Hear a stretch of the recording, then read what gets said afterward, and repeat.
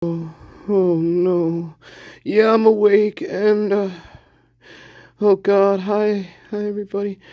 This is Ronald Morton, and better known as MD.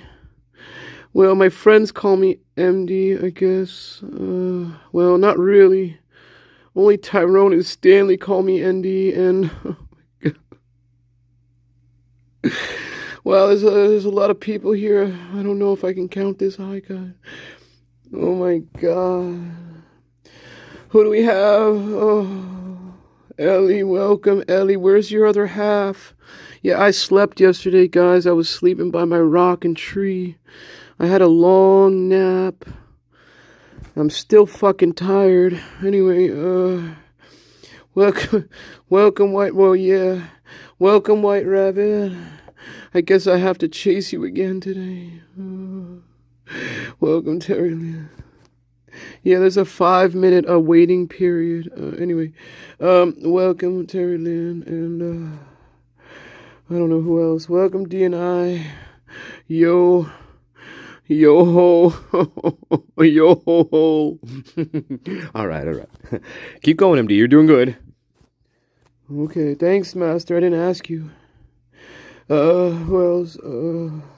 Welcome, GMW 405. That was the model they put out before the GMW 4040, after the GMW 404 model. Yeah. I think the 405 model's better than the 404 model, actually. It has, like, cruise control and stuff. Anyway, welcome, Creamy Row. I know I'm still trying to get your merchandise out, I think. I don't know what's going on there with that. But I'm not trying to screw you, I promise. Oh, it's Ellie's birthday. It's your birthday, Ellie. Oh, my God, Ellie. You gotta be kidding me, Ellie. Oh, my God. Is it really your birthday? Are you just trying to get a free drink out of MD? Hey, that's how these women roll. Like, they're like, it's my birthday. And that's what Ashley did to me. She said, MD, it's my birthday today. And I'm like, oh, happy birthday, Ashley. I guess I'll have to buy you a drink. And that's where it all started. Anyway, yeah. Well, hopefully we can celebrate your birthday properly. You like this candle, guys? I hope you like it. It's got dual dragon fangs competing with one another here. I don't know what's going on. Oh my God. This is called Autumn Harvest. I hope you like the smell of it, guys. Can you smell? Can you smell what the master's cooking? It's called Autumn Harvest. Look at it. Look at it. Look at it. Look at it. Look at it. Look at it. Oh my. Hey. Look. Happy birthday. Welcome, Ashley. That's right, Tina. It's a new candle. New day, new candle. It's not a replicant candle. It's a new candle. Brand new candle. That's right, I'm not a sugar daddy. I was suckered into things, and no more. MD's making a stand against crimes of humanity. Like being with Ashley. Oh my God. Jeez. That's right. All right. Master Queen, hey, Terry Lynn, are you trying to insult me? I'm not a queen. Okay, queen. I'll call you a queen. Yeah, The Rock. Well, I shouldn't say this, but I saw The Rock a bunch of times up here. Don't ask me how. That's because you watch fucking Spirit Television, AMD. That's right. Yeah, I wonder who lets him do that up there, Tyrone. Don't look at me, asshole. I'm driving around Miss fucking Daisy. Fucking, yeah, you know what that is. All right, guys, welcome. What are we doing? I hope you're having a great weekend. Just be careful if you go to the airports. Come tomorrow. Just be careful, guys. I don't want any of you being shot. Okay, just don't do it.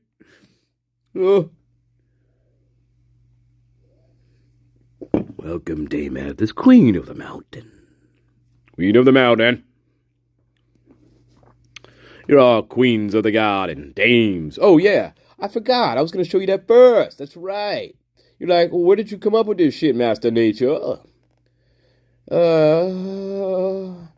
Yeah, he's going to show you some weird shit, guys. You'll be like, oh, my God.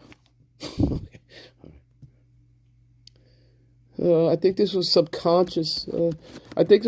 Subconscious. He planned this. It was subconscious, guys. Just watch this shit. No, not that. Watch this. No, not this. It's fucking ads. Fucking ads. I hate ads. Oh, here we go. E-flash out. All right.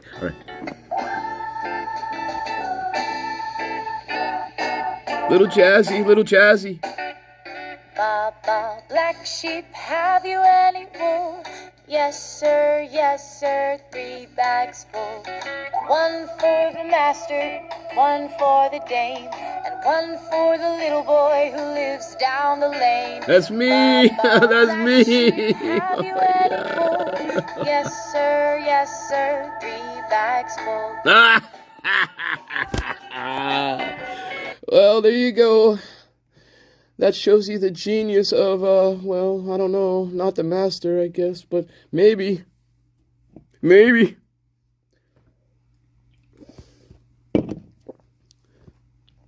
You never know what the master's cooking. Anyway, oh, God. Yeah, hey, guys, what time is it? What time is it, guys? I don't know. Oh, the screen is dirty. I'm sorry, guys. Why should I care? Why should I care? All right. Now, fun and games. We lose an eyeball. That's right.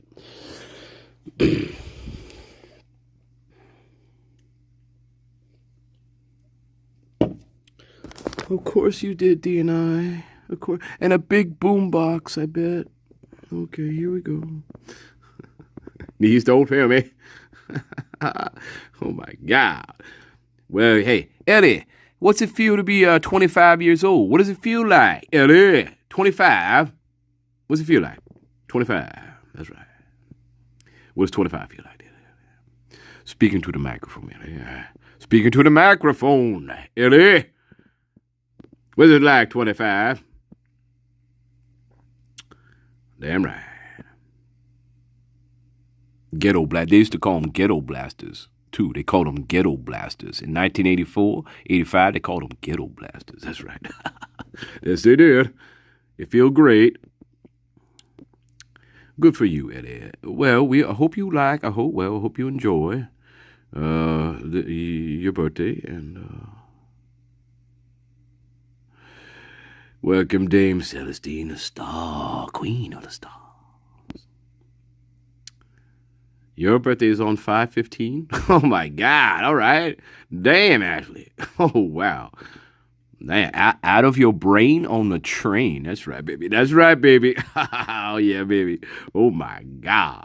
Out of the brain on the train. That's right. You got a fat belly. Oh, my God. No, you don't. You don't got no fat belly. Well, if you have it, no, you don't have no fat belly. No. Lots of cake. Okay. Well, hey, you're entitled to lots of cake. See, you're entitled to it. You can eat as much cake as you like. See? You can you can eat as much cake as you like. It's okay. It's a special day. Another ring around the sun. Another ring around the sun. Another ring around the sun. Ring around the sun.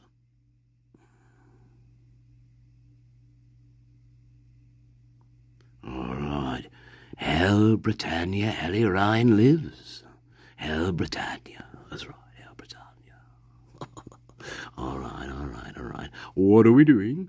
Well, of course we have to revisit the body cam because, of course, Mr. or Mrs., I don't know if it's a guy or girl, but Connor, this is the actual part 1, okay? What we saw the other 2 days was part 2 of the body cam. This is actually the part 1, the arrival. In the first hour that Mr. Morris was stationed outside the 11222 King Roadhouse, guarding against, I don't know, snow foxes and their own corruption. So anyway, that's what we're doing. And we're just standing here. And I think, I haven't seen this yet, guys, all right? We get into I think we get into conversations, and hopefully they're not completely redacted. Yeah. Good. But before we get into that, my loves, a quick break and a word from our sponsor. No, we don't have any sponsors, Master Nature. Nobody likes you, Master Nature. Look, you can't even sell toothpaste on here, you fucking asshole. Oh my God.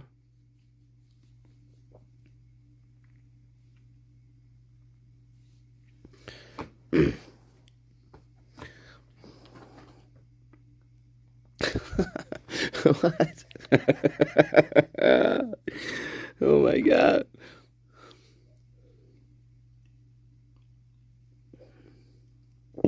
Damn, DNI, you're old.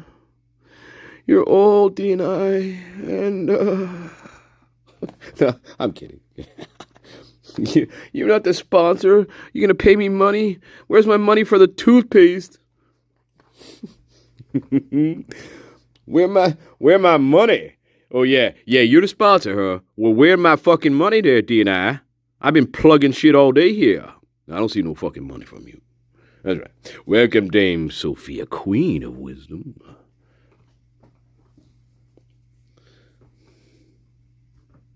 I know. I'm too cool. You're right, Seattle Rain. I hope you're feeling good. Any update on what's going on there? You don't have to say, but any update, any positive news going on there, Seattle Rain? Any positive news? Any positive news? Well, then you can't be my sponsor. You have to have checks that don't bounce. Okay?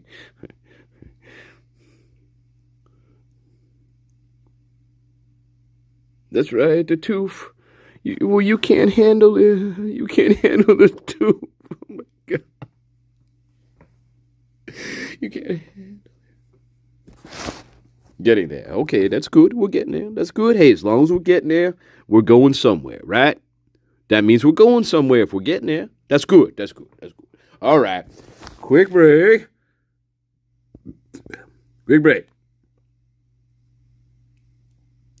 Oh, mac and cheese and a burger sounds really good. Oh, my God.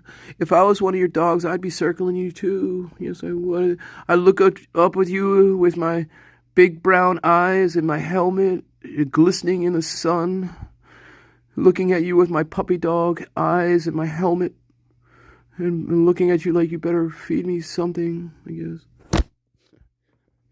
All right. Quick break. Mr. Morris is waiting for us. Mr. Morris is waiting for us outside of the King Road murder house. We can't disappoint him. We cannot keep him waiting much longer. Right? I wonder what he's going to say. So the timestamp on this puppy is 4:42 p.m. That's the timestamp on this puppy. Same date.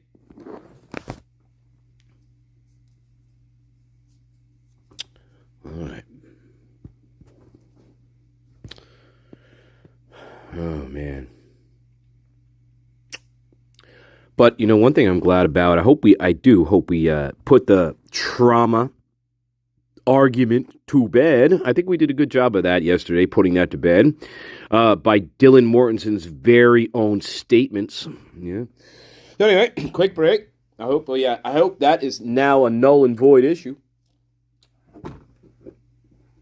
Too bad we didn't have a trial. And too bad she wasn't on trial. She should be. And we'll take a look at her GoFundMe. I think, right, you guys are right. The GoFundMe is still paused, suspended. I wonder about that. I wonder why they froze her GoFundMe. I wonder if she confessed to somebody. I don't know. Maybe. I don't know. Yeah, probably.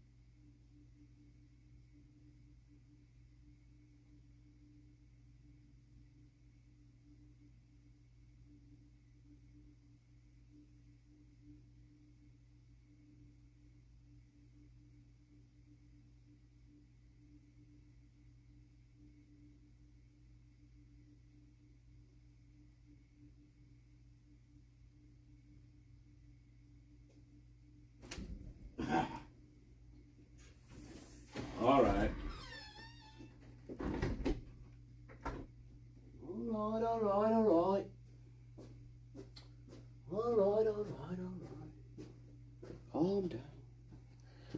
Calm down.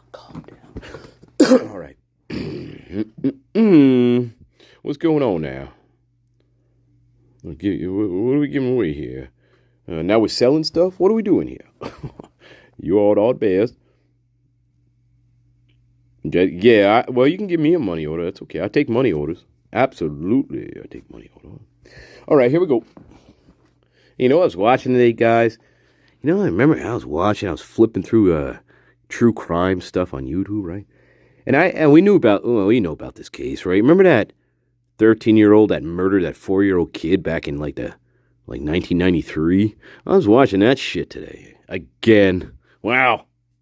Remember that case? That little fucking redheaded demon?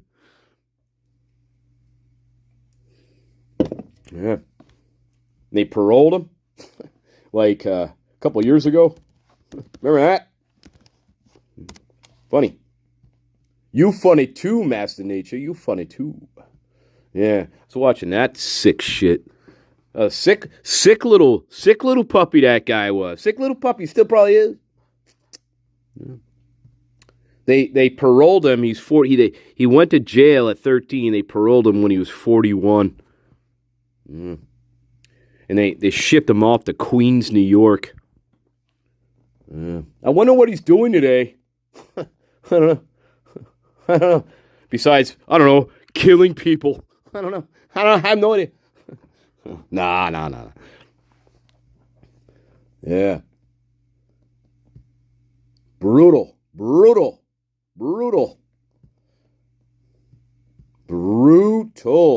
What's his fucking name? Eric, the 4-year-old child killer. I think that's his name. Yeah.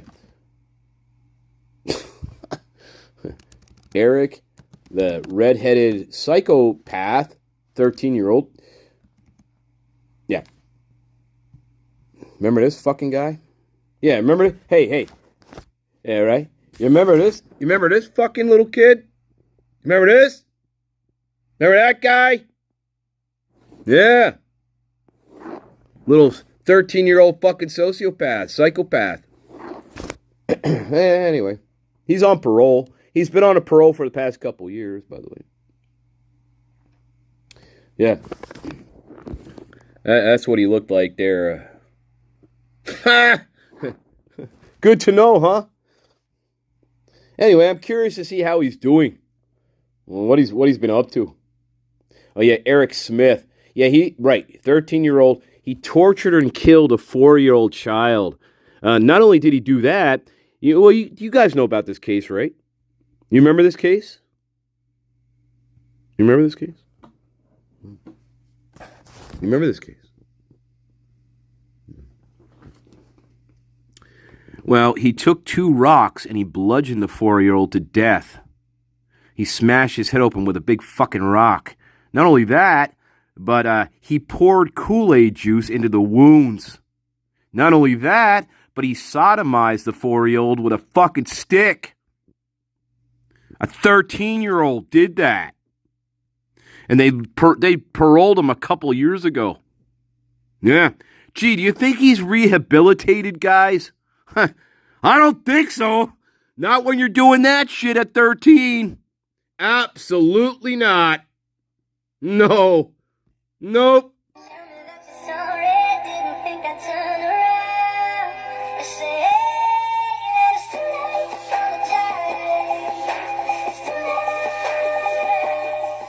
Yeah. Yeah. Yeah. Yeah. Fucking little 13-year-old psychopath. Yeah. Yep. 41 now. They left. They put him on parole a couple years ago. They shipped him to Queens, New York. I don't know what he's doing. I don't know if he's still there or what he's doing. Supposedly he was engaged to one of these. He was engaged. He got engaged to a lawyer. One of these women who become obsessed with like killers in prison, and she was a lawyer and wrote to him asking about the juvenile justice system, and that's how they started communicating with each other. And she became obsessed with this little psychopath, and lo and behold, they got engaged at some point. Yeah. Damn, ladies, what's wrong with you? Well, not my God, and not my Lily, not my lilies, not my Lily. My lilies aren't doing that kind of shit.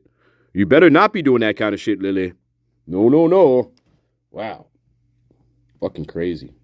Anyway, that's what I was watching today. Just to refresh my memory on this guy. Yeah, a fucking psycho. Fucking psycho. Fucking psycho. Look at this fucking guy. Look at this fucking guy.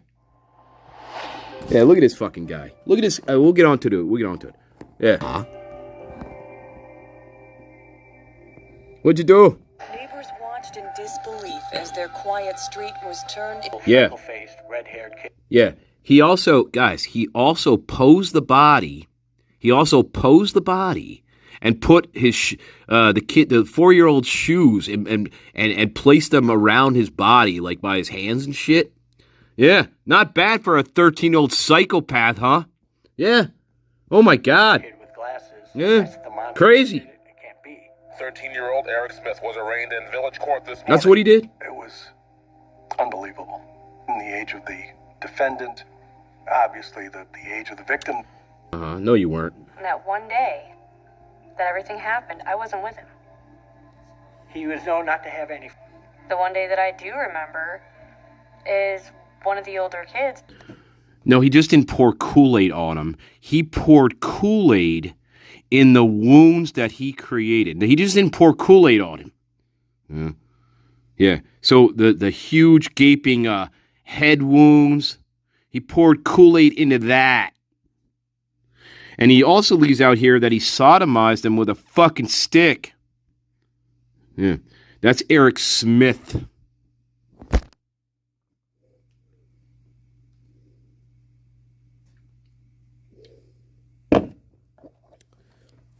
But he enjoyed it. He admitted that several times, that he actually enjoyed doing that.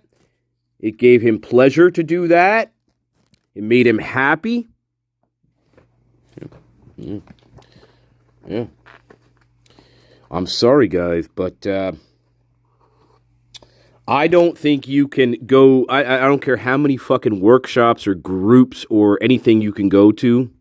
You cannot whitewash away psychopathicness like that. You just can't. You can't wipe that away. Okay. No. Nope. Nope. Unless you get a different brain. Nah. And I don't think they gave him a brain transplant.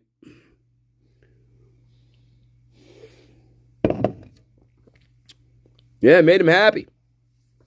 He said that in a couple of his parole hearings when he's up for parole. It made him feel good. He felt good.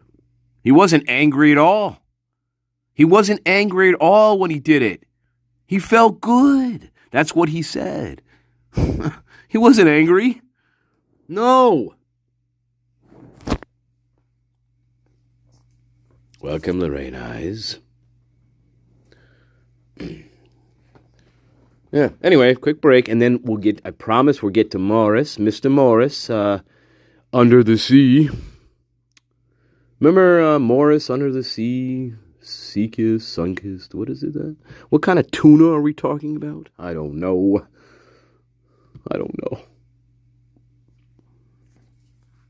Very sick.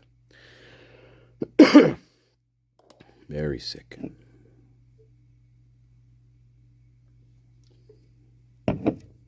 Yeah. I maybe learned. Maybe. But supposedly before he killed this little kid, it's classic psychopathic behavior. He was killing small animals at 11 years old. At 11, he was killing small animals. And then he just escalated up to, humans. Anyway, the point is, he was paroled a couple of years ago, and they shipped him off to Queens, New York. I do often wonder what he's up to right now today. Yeah, I don't know. I would like to know that. I'd like to know where he is. Jeez. I hope they have eyes on him like 24 hours a day. I really do. Wow.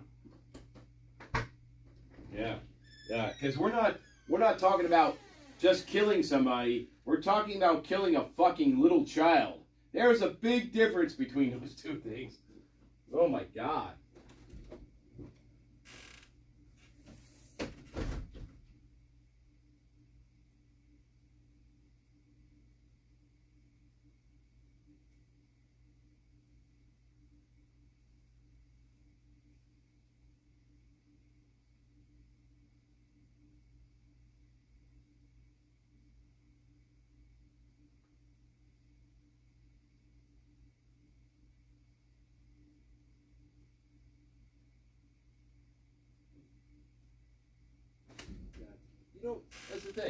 That's the thing.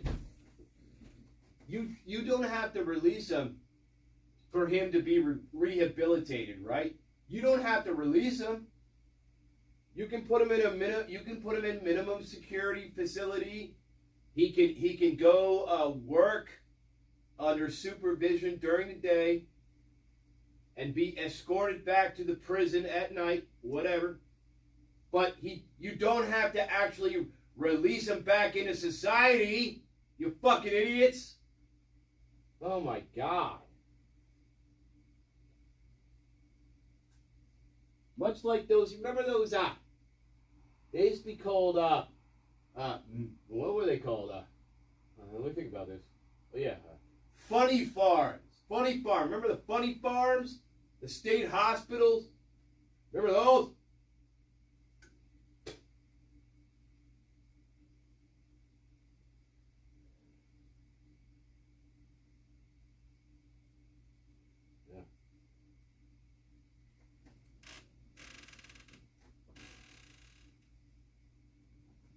But anyway, who knows?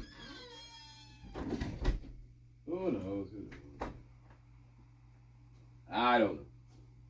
Well, his name hasn't popped up yet since, so we'll see. That we know of.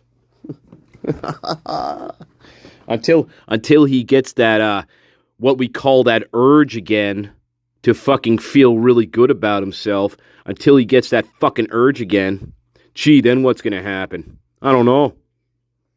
Because that urge just doesn't subtly go away because you're in group therapy. No, it doesn't. No. You can pretend it does. But anyway, here we go, Mr. Morris. Again, this is actually part 1 from Miss or Mrs. Connor. Mr. I don't know who. I'm going to say Connor. It's an ambiguous name. I don't like ambiguous names, by the way, guys. I don't like ambiguous names. They drive me nuts. Do they? I don't know. Welcome, welcome, welcome. Lorraine eyes of golden amber. Not brown, not brown, not brown. Is Mrs. John going to make an appearance, Ellie? Does she know it's your birthday? Can you wake her up? She tends to sleep a lot, and, I don't know. I'm worried about carbon monoxide poisoning. Oh, my God. In her cottage by the seaside. Oh, my God. Mrs. John, don't die on me. At least not with carbon monoxide poisoning. Okay.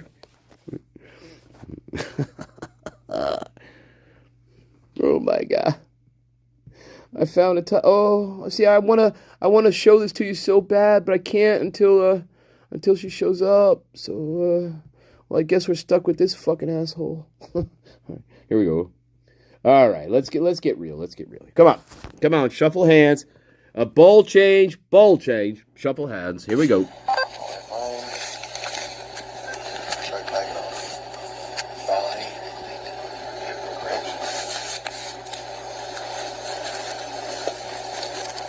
What's with the blood pressure? What is with the... Because there's so much people there. The PD gave me an interview and stuff. Yeah.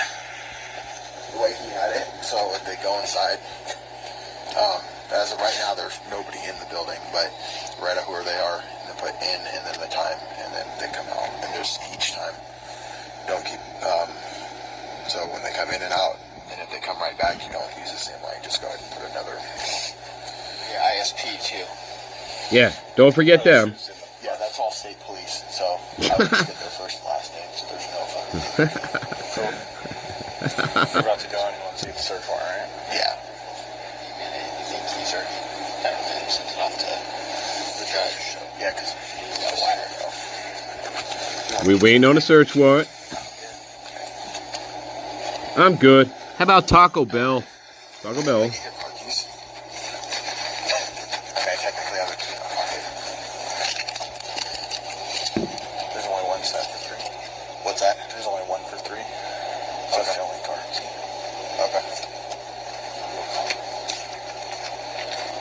Half sister, wait. Supposed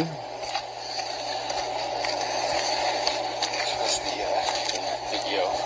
We don't know if we caught anything. It's just out the opposite way of where we wanted to be looking. But that's the only camera higher here. Jealous of the sister. Interesting.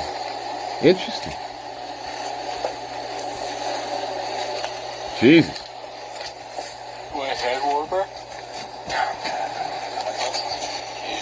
Okay? I put mine down my shirt. If you want it, it's pretty smart. Warm. You have Ashley. Your Krispies. Ashley will keep you warm. Yeah, I should know. She kept a lot of people warm. Oh my God.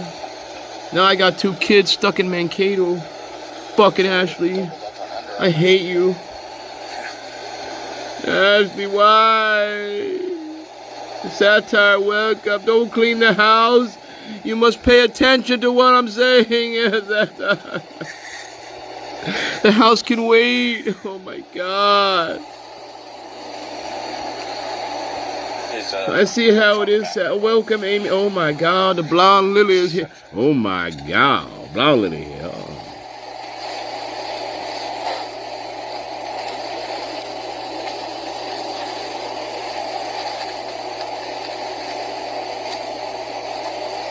Yeah. Come on. Careful with that hand.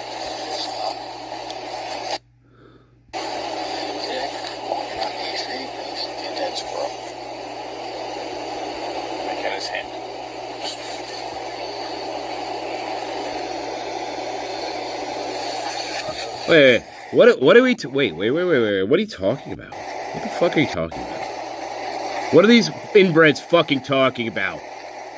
Fucking Idaho inbreds. What are you talking about? You disgust me, by the way. What are you talking about? Careful with that knee. Eugene.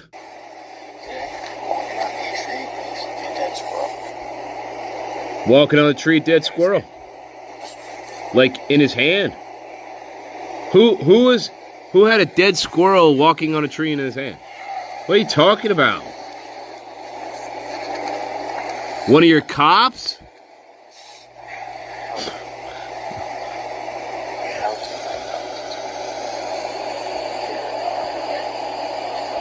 Once it starts getting processed, it's gonna go by pretty smoothly. Like they're already ready, right? I mean, there's a lot to process in there. You think? It's not like I want this portion to hurry up. I just want all these people freaking terrified right now. We don't need some What? thing going on in the university. Figure out this is fast. What does that mean? You mean people panicking? Asking questions? What? What are you talking about? Look. You can tell right away. I'm just going to say this. You can tell right away they have never done this before in their lives. Never. Because despite their little, pipe dreams here, the media has already been aware, has already sniffed this out. They're going to be descending upon the crime scene pretty soon here, right? That was a point of contention because they didn't know how they were going to fucking deal with the media. So these little Idaho biscuits, bulbous head creation inbreds from the Palouse River, that started with the Indian tribes in the area. Anyway, that's why they all look the same. By the way, they all have the same I'm telling you. They all have the same inbred features, okay? They all look this way.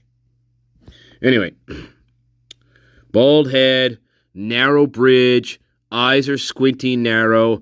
Some of them look like fetal alcohol syndrome victims. Okay? That's all from the same tribe. That's where these people descended from, by the way. Anyway, I don't want to go anymore. Yeah, I call it the Palouse curse.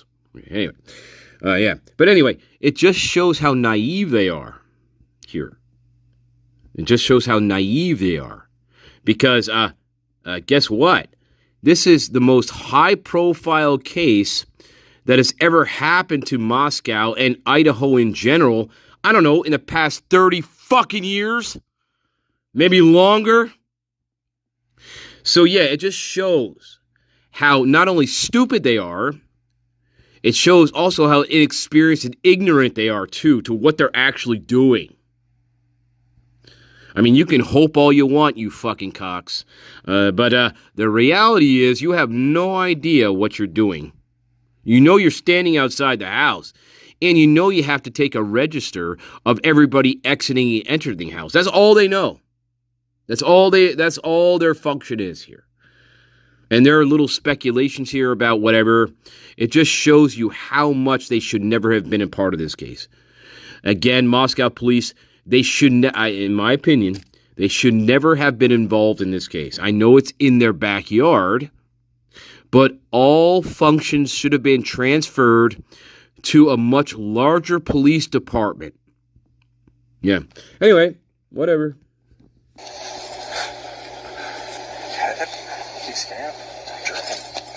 Yeah, I mean, come on. My winter boots on.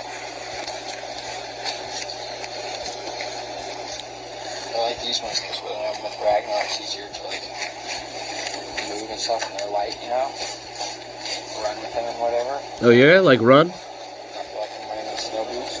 Oh really? Like from crime scenes? Ha! Just say it. Mean like that?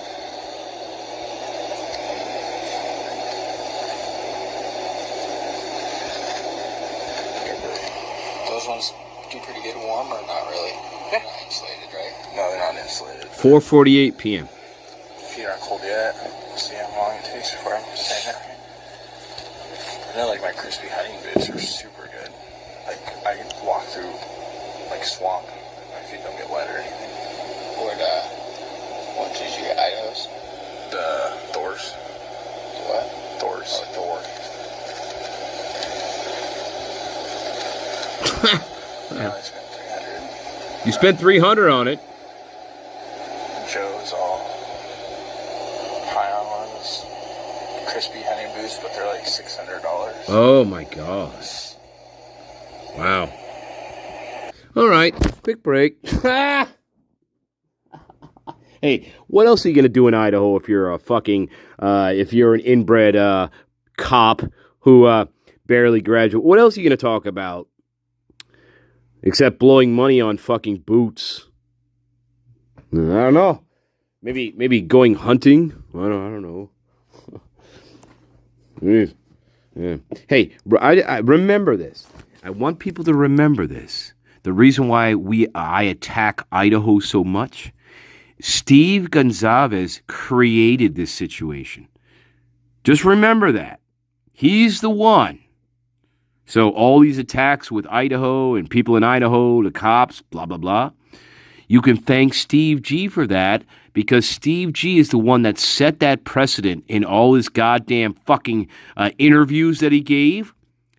That I'm just refuting and showing Steve G his very own reflection. That's what I'm doing here. And that's why I criticize this so much. I want Steve G to see his reflection in the mirror. Yeah. In the form of these inbred, Palouse, fucking fetal alcohol syndrome people. Steve G, that's your state, Steve G. It's called holding a mirror up to your fucking nonsense.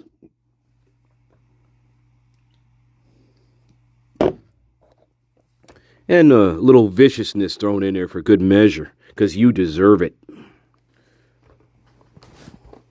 Yeah. Why?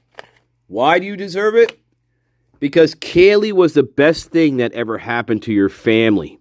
And she didn't want anything to do with you. That's why. And there's good reasons for that. Because you're a fucking weirdo psycho. Like your mother. Your mother's also off in Never Never Land most of the time. It's not a good combination. Nope.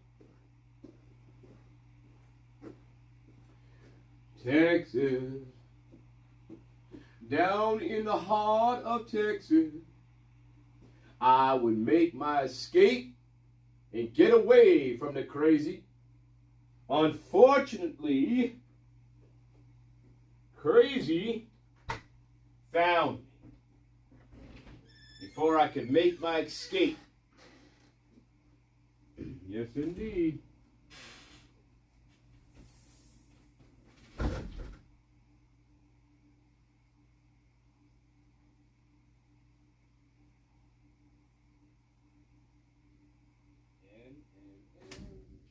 And wait a minute, it's called Dam Busted Denial.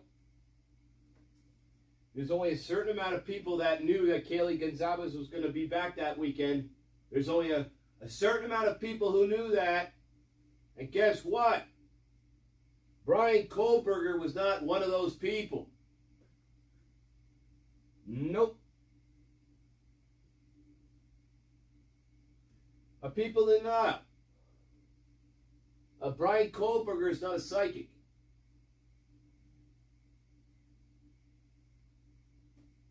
Well, he was targeting Maddie, obviously. Obviously.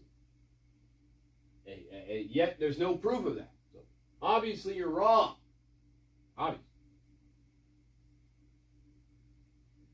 We must go with what we know. And what we know is that there's not that many people, I think, who knew that Kaylee was going to be back at that house on that particular weekend. That is the truth. So that narrows down your suspect pool quite a bit. However, this was not a real investigation.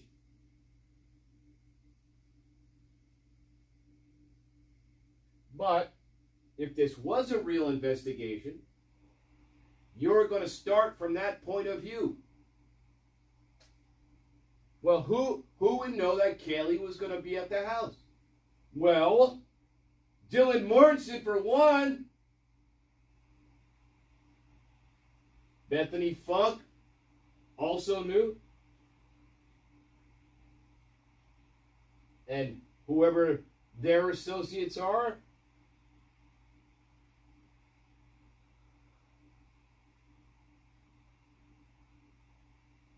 Not that hard.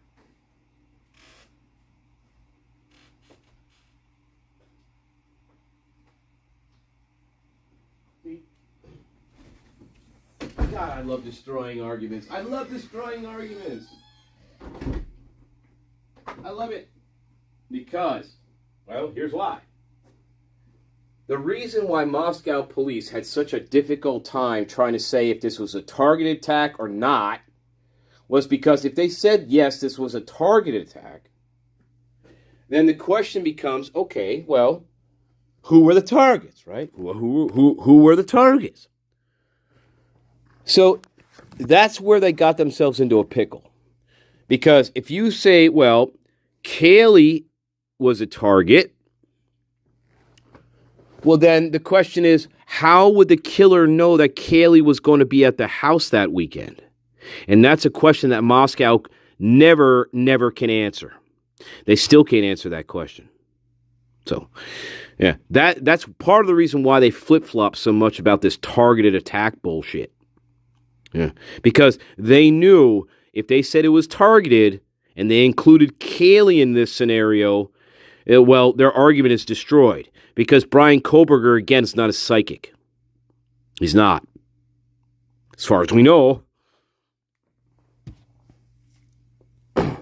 Unless he somehow put a tracking device on all their cars. And then, maybe then. But we don't hear anything about Moscow finding any tracking devices on the vehicles. And guess what, guys? I don't think they even looked for any of them. Okay. I don't think they even did. I don't think they did that. No. I think they took those cars to a fucking lot and left them there overnight for anybody to have access to them, which they did, before taking them to this garage. Yeah, that's what they did. So, anyway, the point is, they should never have been involved in this case. No, that's the point. No, absolutely not. Absolutely not. No. These twinks that we see standing outside the house, these twinks,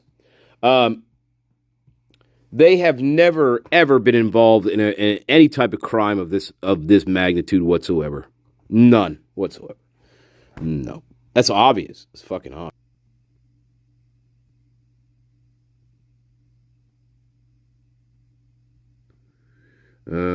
Hey, Ellie, I had a question for you. Do you ever say criminy? or is that an Australian thing? I know, do they say criminy in Australia? Or do they say that in the UK too? Like when you hit your, foot on a table, you're like, fucking criminy. I would say that. I would say that.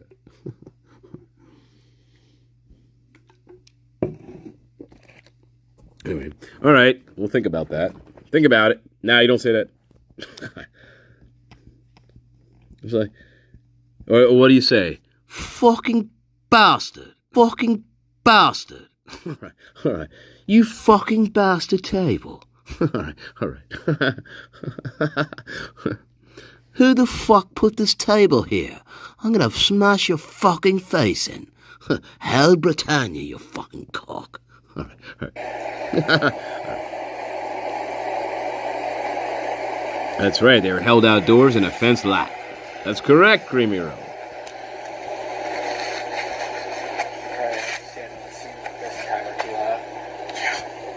Not this cold though. Huh? What? What? Not this cold though. I highly doubt you've seen a scene like this. Highly doubt that. Where were you when you seen a scene like this, asshole?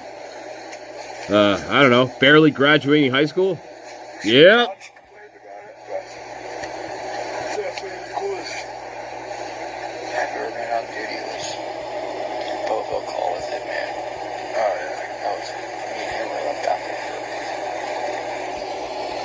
Yeah, that's what you're just saying.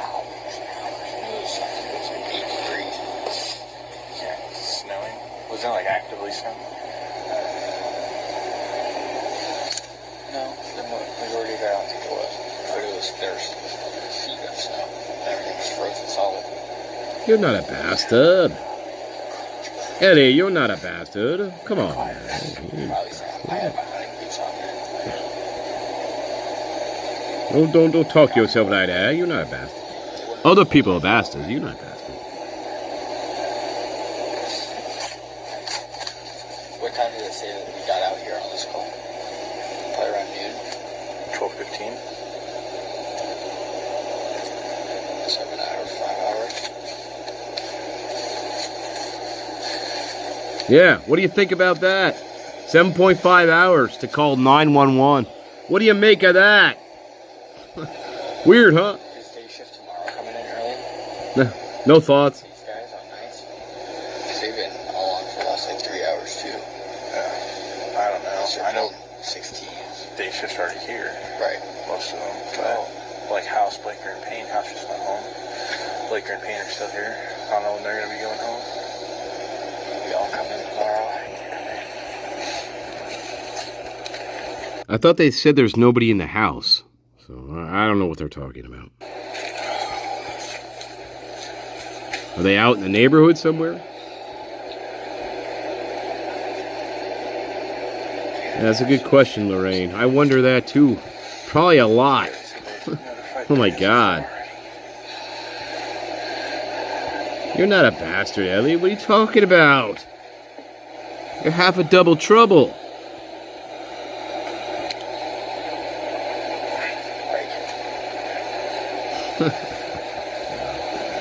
Oh. Accidents and stuff like that. That's all one thing. That one someone else. That's right. You saw one little thing in your life. You've never seen anything like this. True.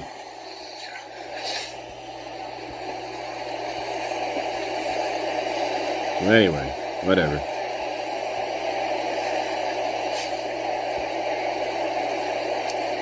I'm not. How am I in trouble? Theft. No, they said the suspect. They did. They said this suspect from a theft at Walmart a few days ago.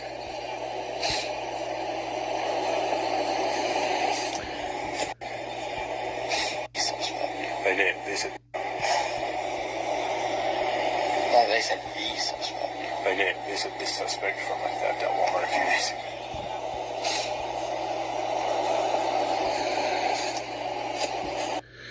That's interesting, right? You catch that?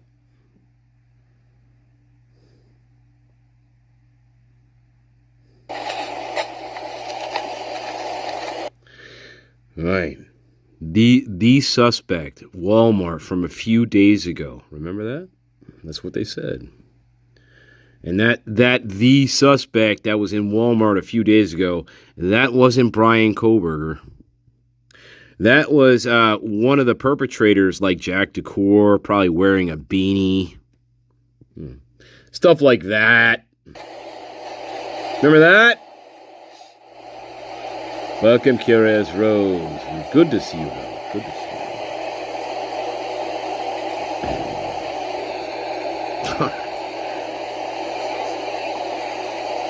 I have winter gloves too if you want some. I'm good. Aren't you wearing them? Just holding out for as long as you can. My hands aren't too big. Thank you. My gosh. That's true. And I got these clothes on, but... Oh my God, guys, can it get any more dry? Jesus. Oh. 10 minutes in. What are we at? We're 10 minutes into this fucking thing. Oh my God. Does it get any better?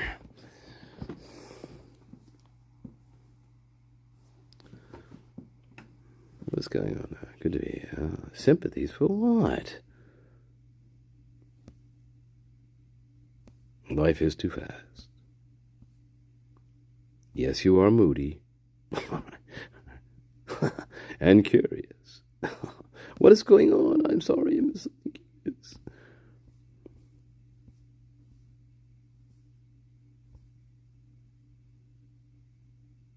Oh, I'm sorry, love. I just saw that now. I'm sorry for you. I'm sorry. Sorry, love. Sorry, love.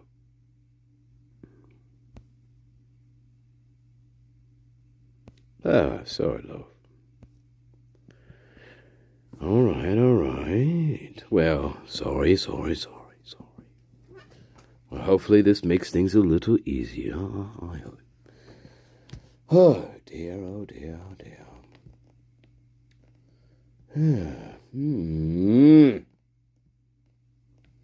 Well, God, I don't know if I should do this now. Moody, Missouri,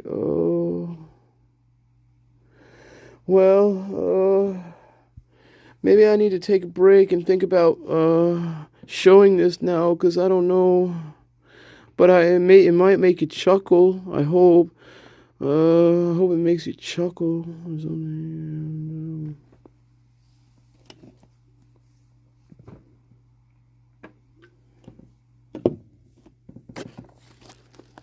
Well, I'm glad. Well, at least he does something right for once in his godforsaken, miserable, measly life. He's a flea-bag-ridden, parasite, encrusted ear. You just can't get rid of. Yeah, that's what he is. And we tried, believe me, Garden. We tried. Me, Tyrone, and Stanley, we tried our hardest. Okay. Well, yeah. I know I need to laugh too, Rose. Sometimes I have to go to my rocking tree to do it. God. And then, when I look in the river by me, I look at my reflection, and I see fucking Ashley looking back. She's looking at me. Oh my God.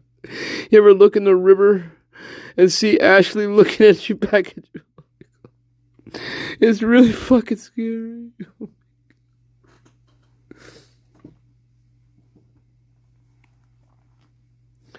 Yeah, she took my love. She took it down.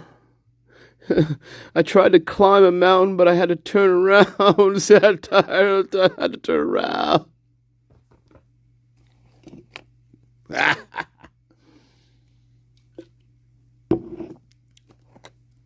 All right. Oh my God.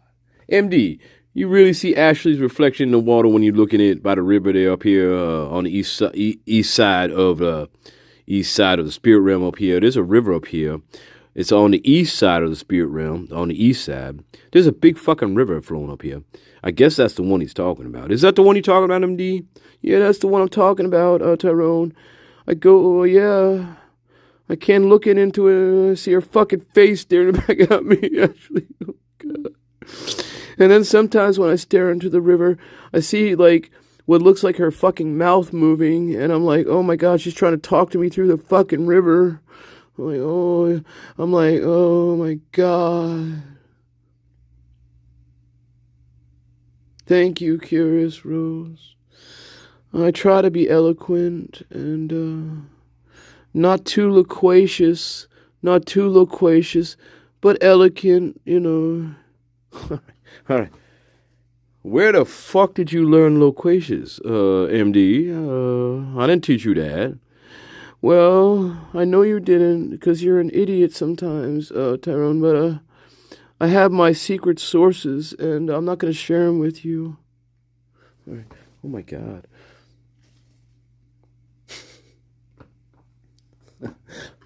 Yeah, okay. Quick break there on that one.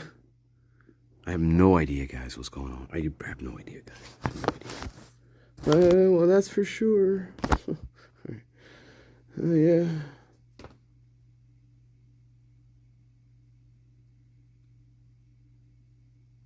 All right. Quick break. Say a word. Say a word for those who are in a better place,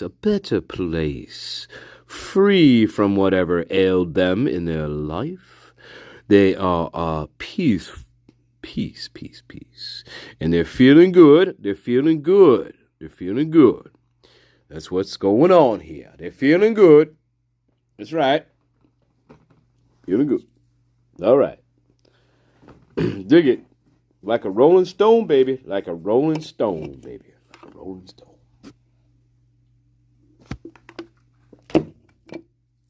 All right, quick break. Man, yeah. What you drinking, Master? That ain't no fucking coffee. What the fuck is going on? Oh my God. Are you sure you can walk with your peg leg? You better watch that peg leg there, Master. I mean, oh my God. You crazy crack. You smoking a crack pipe again.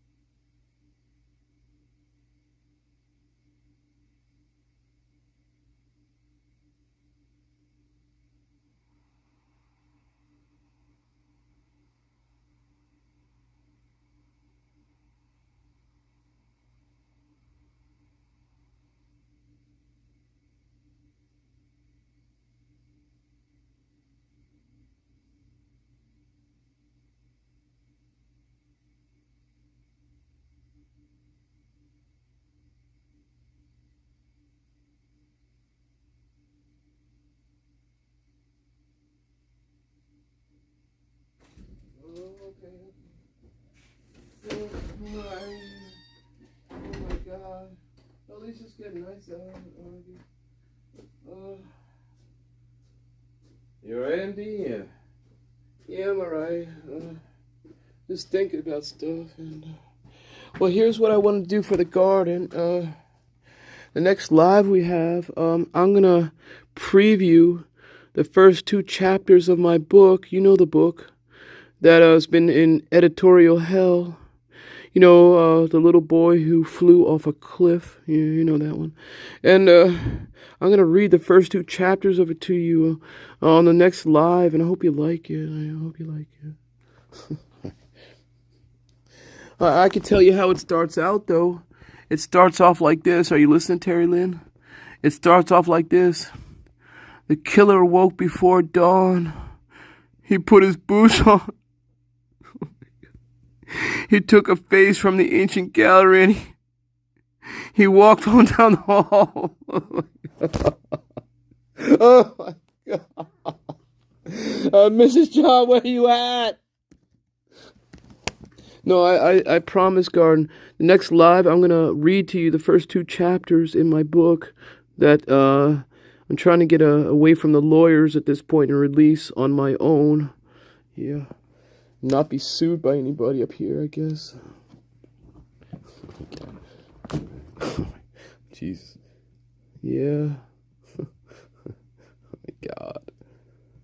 All right. Well, in honor of Mrs. John, who I guess is, and for Ellie's birthday, and, well, to pass some sorrow, I present to you this. This is the, excuse me, this is the drinking portion of the show. All right. Without the main course. But here we are. Are you ready for the bell tower? Here we go. That's for the chili, dude. Let's get another one. You can. What? Oh my God. He fucking hissing like a snake. Yeah, your tongue hate you. Okay, here we go. This is Sunny D vodka. Sunny D vodka. Let's see what he does with it. Oh my God. Here we go.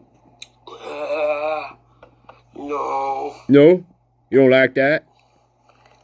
Now here we go. He run to the sink. Sticks his mouth, that fucking bulbous tongue into the fucking water there. Yeah, that's what happened. You want me? Go. I have no idea what the fuck he said there, but whatever. He throws it back like a champion. Look at that. Then he runs to the sink, sticks that big bulbous tongue out again there, and gets water in his face.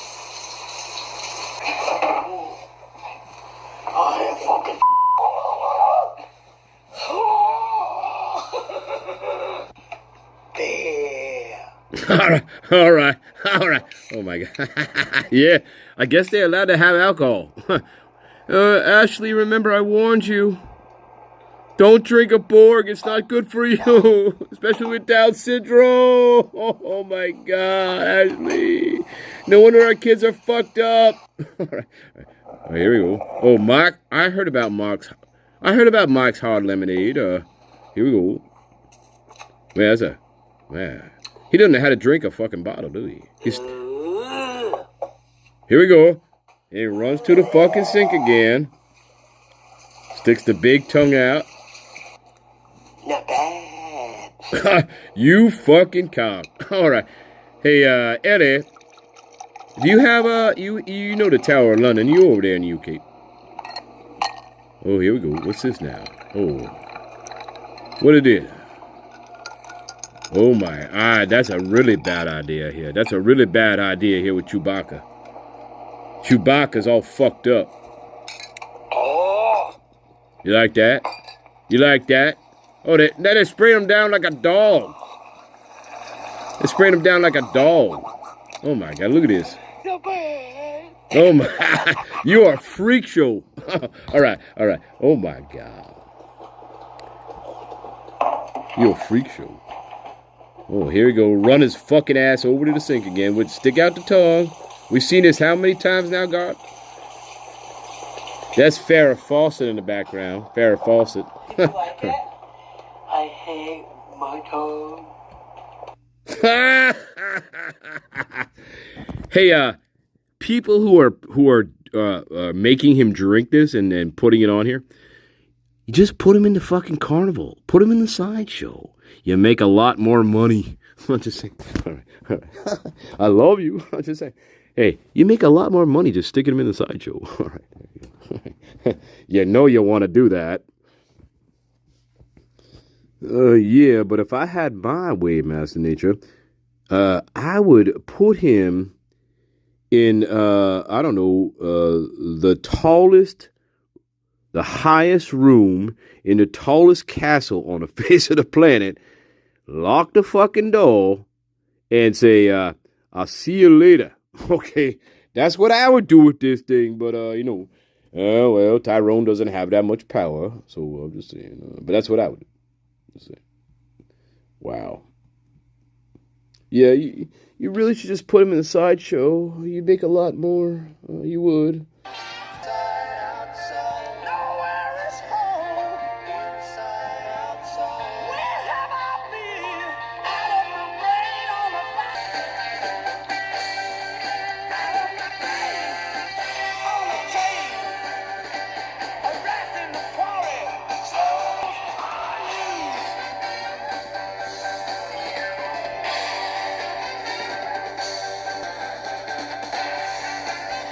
Why should I care?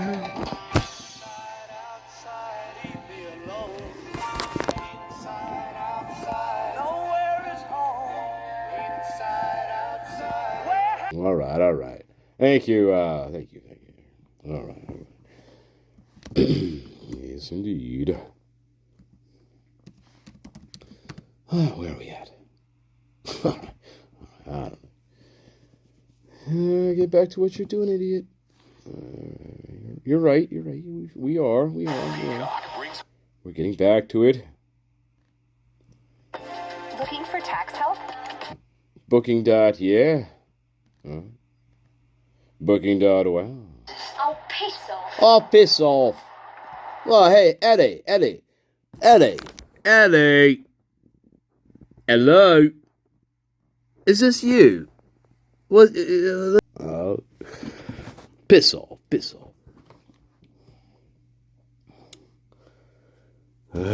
God, do we have to? Yeah, we do. We gotta see what they're doing. See what kind of theories that they're thinking about.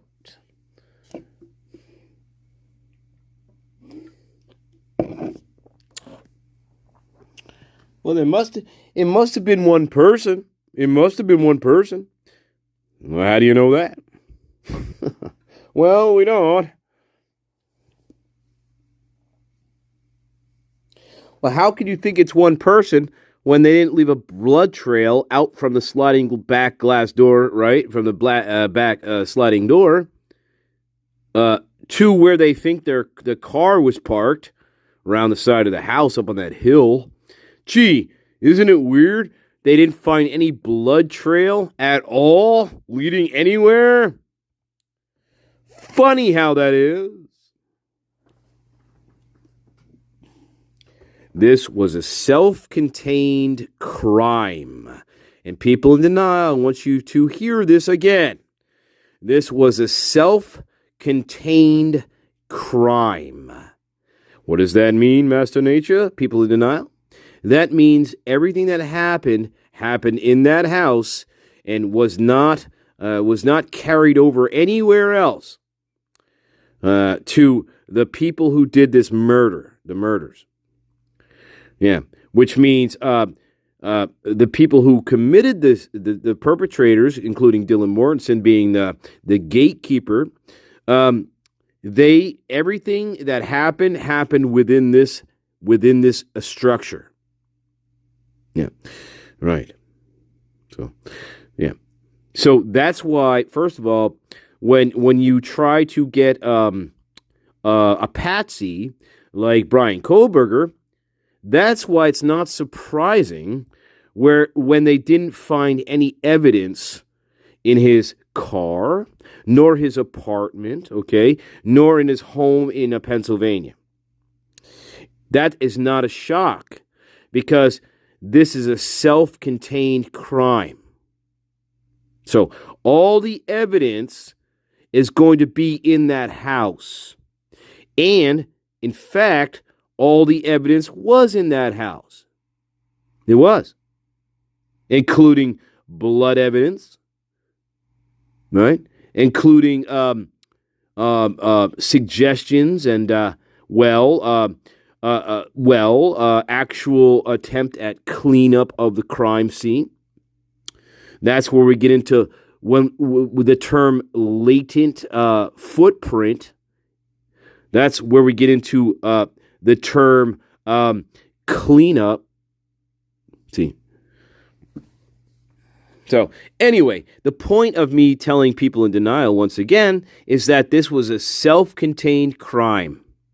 That's why you're not going to see any blood trails leading off into the great beyond outside in the snow. Because the murderers, including Dylan Mortonson, who was a part of this, right? It was all kept within this structure. Yeah. And that's very easy to see here.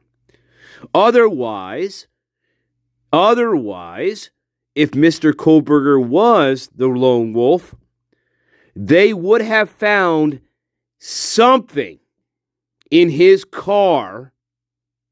They would have found something in his apartment. Something. I mean, they would have found something.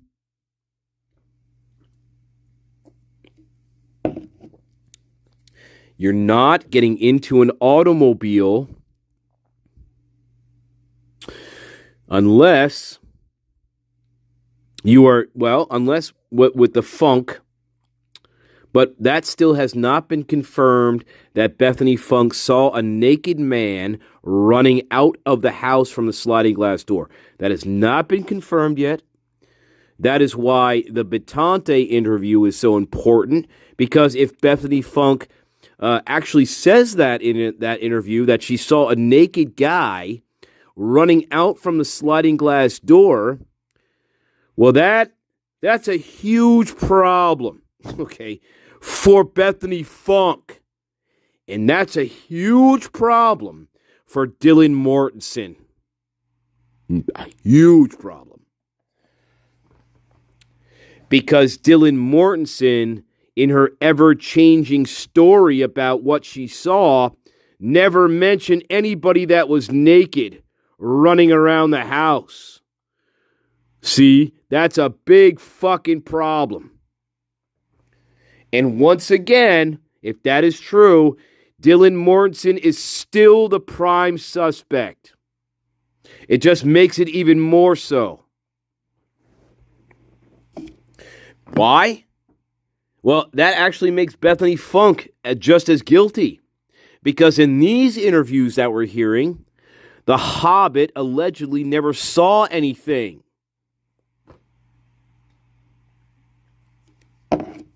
Anyway, the Betante interview, the defense's special investigator, okay, who interviewed the Hobbit and Ava Wood and a couple other people, that is the interview that needs to be, that interview needs to be had.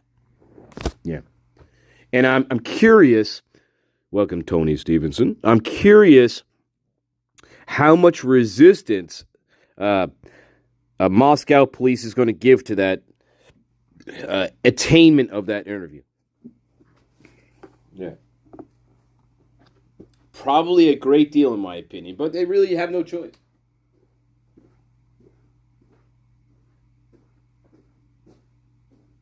Anyway, I shouldn't tip my hand too much now, should I?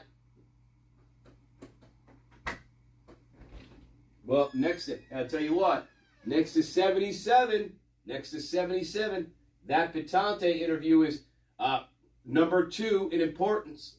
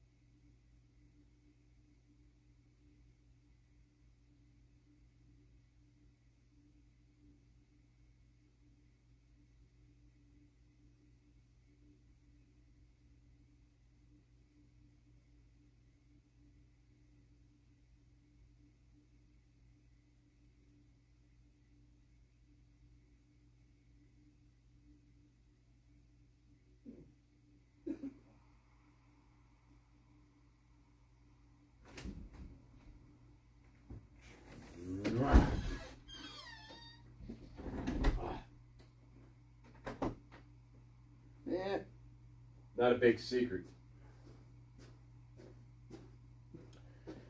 Not a big secret. But we do know that people try to copy us, and they do. They try to copy my garden. They try to copy me. You cannot be me. I am me. Anyway, here we go. Let's see if this gets any more interesting.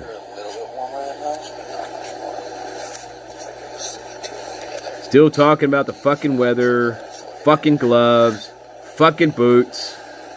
Compelling. Yeah, we know it's cold. How many fucking times are we going to talk about it? I mean, give me a break, you fucking inbreds. You fucking inbreds. Yeah, we know it's cold. Hey, cares. My belt cuts off the circulation to my legs. Oh, gee. No, it's too loose. It like sags on my right now. Oh my God. This is what they talk about in Idaho? Well, hey, guys, they're mall cops. What do you expect? They're mall cops.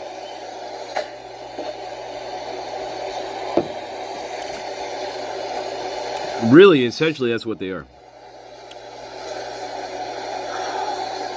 They just happen to find themselves in a murder case that they have no experience dealing with. Yep.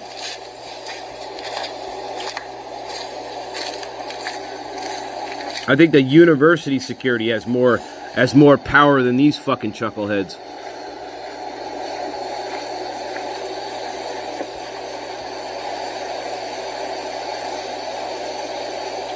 All right.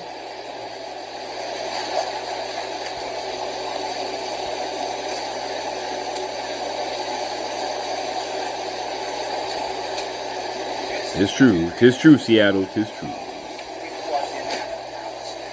Guys need to get a generator so we can crank the heat up in the house. Nah, I don't know what they're doing. No, probably for the outside lights.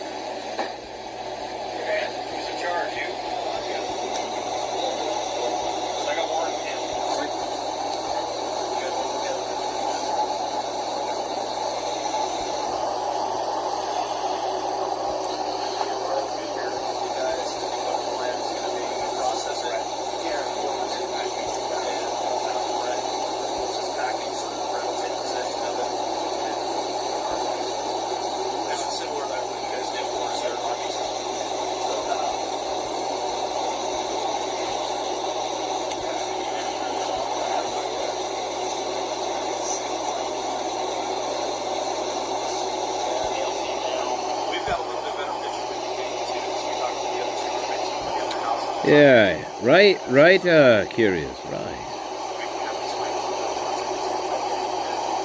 Very strange. And yeah, this is 456. Ah, dear.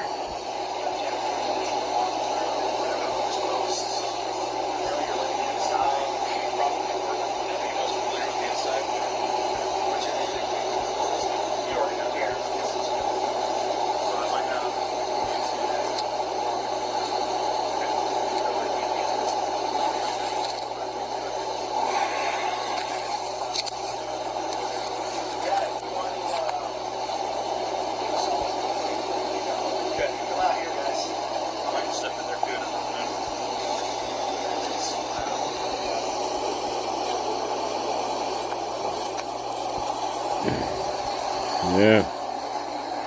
Yeah, it is weird. It's strange. It really is.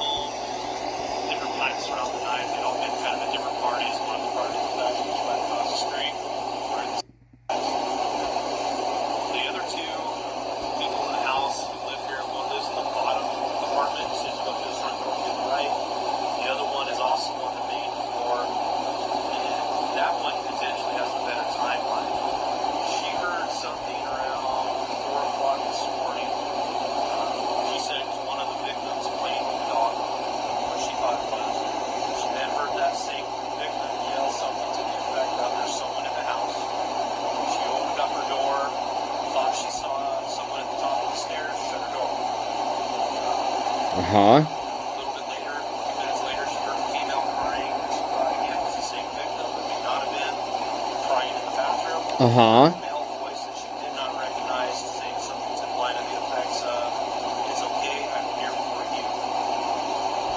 That's what that context was. We don't know. But she made a sound. It wasn't like the guy was trying to help you or anything like that.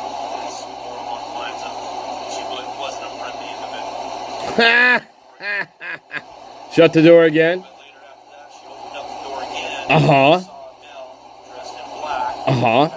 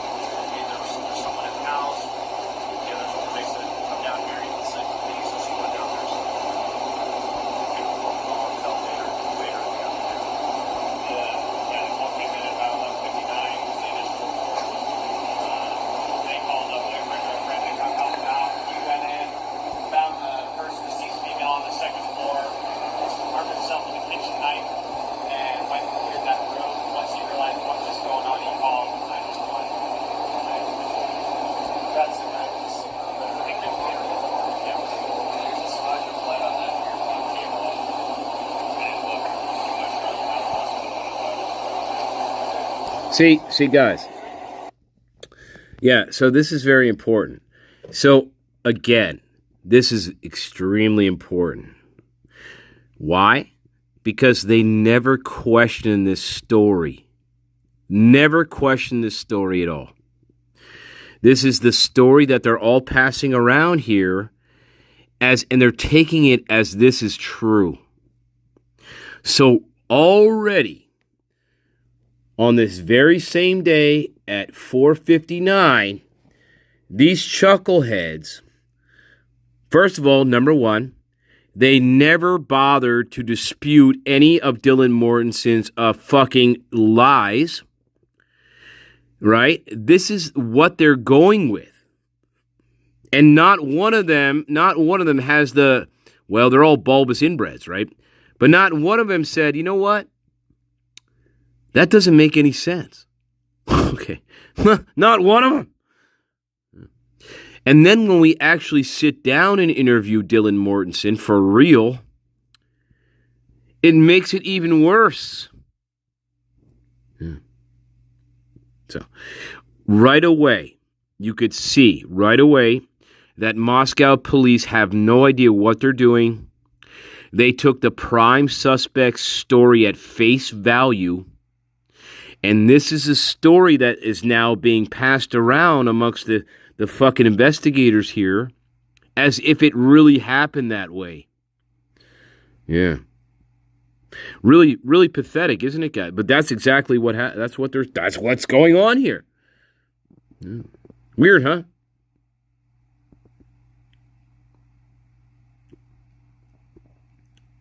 Because even when they're repeating the story, it doesn't work. Well, she opened the door once. She heard screaming. She heard somebody crying in the bathroom. Then she opened the door again. She heard somebody say, "Is there somebody here?" And then she opened the door a third time. Okay. Right? And then all of a sudden, she's sprinting down to the harvest room for no reason. Right? She failed to mention the big nose. Instead, she went with the bushy eyebrows. She failed to mention the big nose to the police. She failed to mention certain other key elements here to the police. Anyway, the point is, they took Dylan Mortonson at face value. Face value. And they never questioned the fact that if this was a real investigation with real homicide detectives, Mortonson would be the prime suspect, along with Hunter Johnson in this very moment.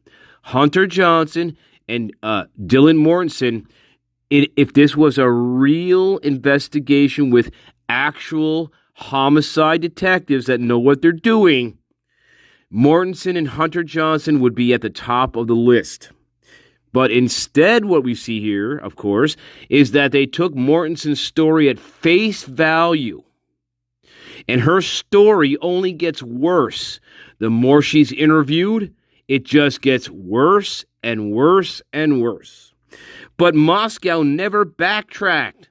They never treated her like a suspect. Yeah, so there you go. This is the genesis point of where the investigation absolutely falls apart. They have no idea what they're doing at this point in time. They're taking the prime suspect's narrative as truth, even though they never vetted any of it. And when they did interview her, her story becomes even more outlandish. Of course, we know this. So, people in denial. There you go. I don't know what else you need, but I tell you what, you're the one that has to get out of your own denial. Your own denial. Yeah. Never in a case of this magnitude are you going to take the prime suspect's story as if it was true and not question any of it. But that's exactly what Moscow did in this case. They never questioned her story. And once it got worse and worse and worse, what they tried to do was they tried to spin it as, well, she must have been in trauma.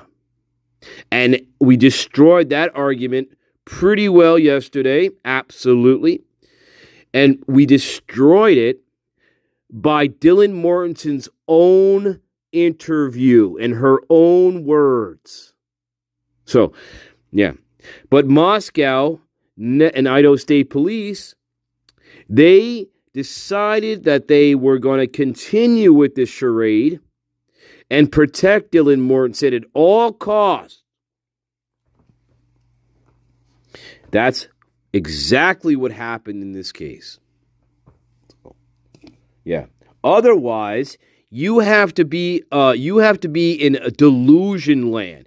You have to be on some other planet to think this actually happened the way that Dylan Mortonson said. You have to be living in a deluded fucking dream state.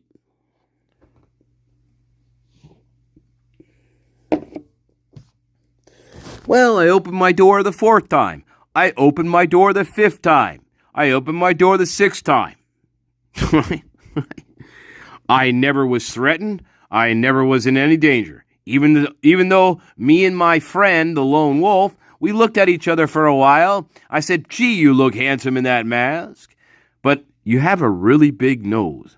And he's like, fuck you, cunt. I'll pick you up tomorrow. Okay? Just keep your mouth shut. Okay. Bethany calls me on the phone at 4:19 a.m. in the morning and says, hey, did you hear that firecracker sound that I heard?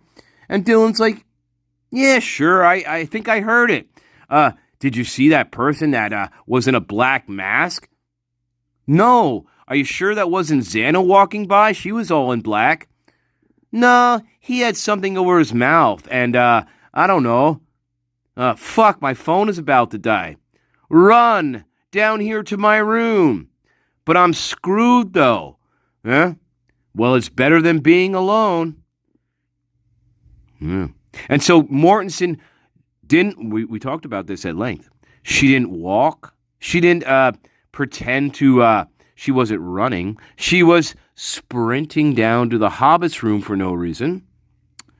On her way to the Hobbit's room, she paused mid-sprint, looked into Xana's bedroom, saw Xana's bloodied, fucking tortured body lying on the floor face down, covered in blood, and never called 911. In fact, that's not the only time that Dylan Mortonson saw Xana's battered, bloodied body. She also saw her again earlier that morning, before 911 call was made, with Hunter Johnson. Yeah. Shall we go on, people in denial? I just gave you the case. I just told you exactly what happened. That's what happened. And yet, they never called 911. Dylan Mortonson. Dylan Mortonson, I hope you're listening. And I hope your GoFundMe is never unfrozen. I hope you are tortured for the rest of your days for what you perpetrated in this case. You were an accessory in killing your friends. You know it, and I know it. My garden knows it. Anybody with half a brain knows it. You are a murderer. Murderer. Yeah. You are a fucking murderer, Dylan Mortonson. In my humble opinion. Yeah. Why? Because you cannot tell the truth. Not any of it is true. Yeah. It doesn't make any sense, Miss Mortonson.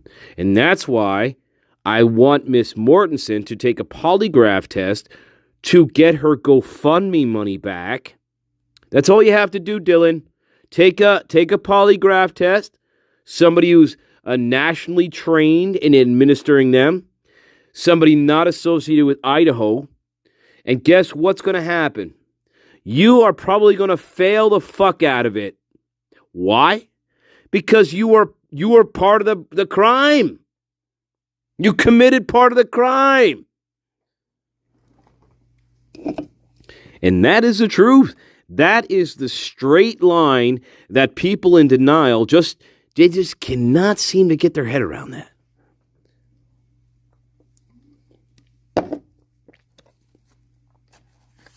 And believe me, it doesn't matter which way they go with this. Their argument is destroyed. We've talked about this at length. It doesn't matter which direction they're going to go in this thing. The counter argument is stronger. Okay? It's always stronger. Why? Because the story that these two made up is inherently flawed. This is not a good story to make up. That's why no matter which direction these people in denial want to go, they're going to lose every time. Because I'm basing facts on the story that they concocted. Yeah. It's like constructing a house on quicksand. It's always going to get swallowed up, my friends. And you know it. That's why people in denial will always fail.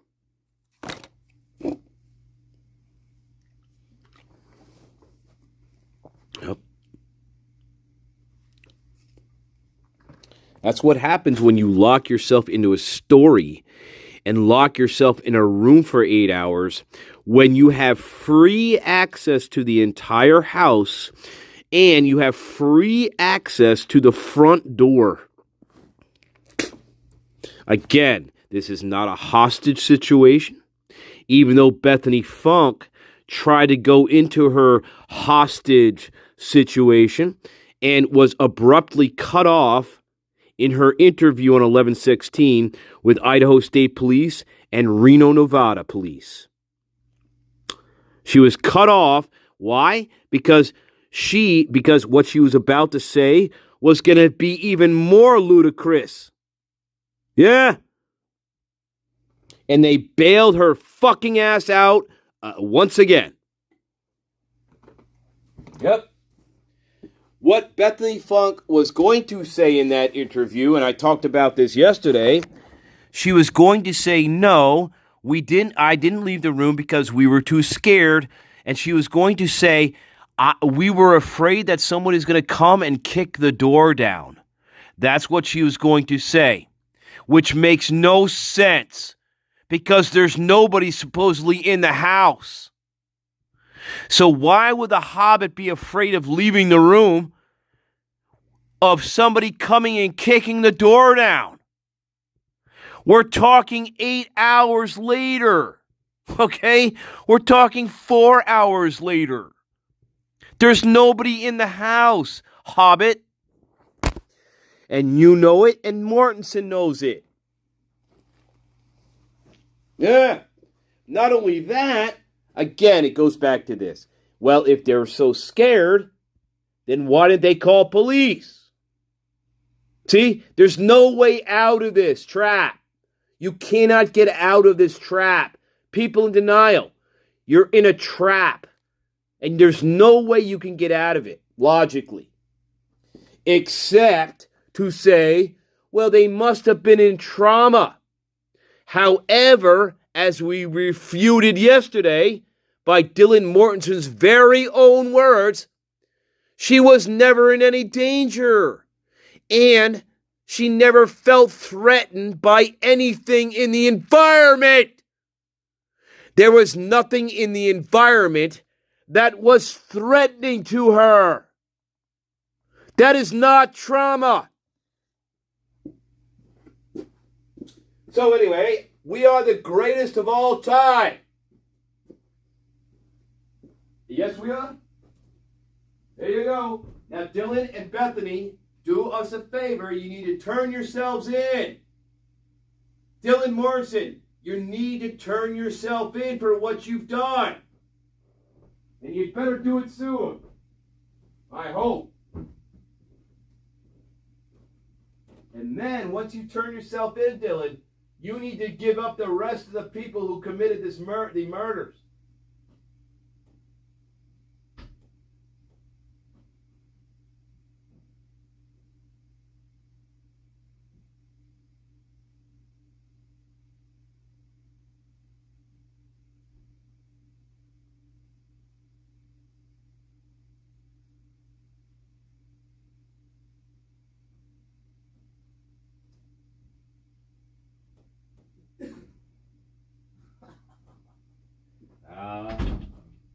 Anyway, that's true.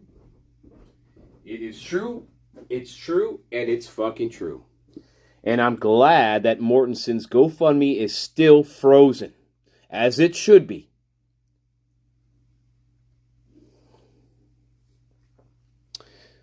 As it should be, Miss Mortonson.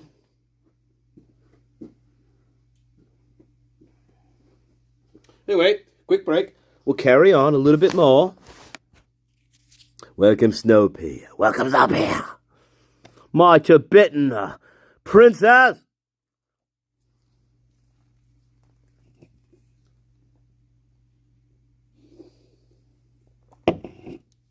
What is going on here? What is going on with a stupid star? I don't like the star. I don't like the star. Now, hang on. Fucking cards. Fucking cards. Fucking shuffle hands. Shuffle hands. Shuffle hands. Alright, ball change. Ball change. Ellie Ryan, ball change. You know what I'm talking about. Seconds out, seconds out, seconds out.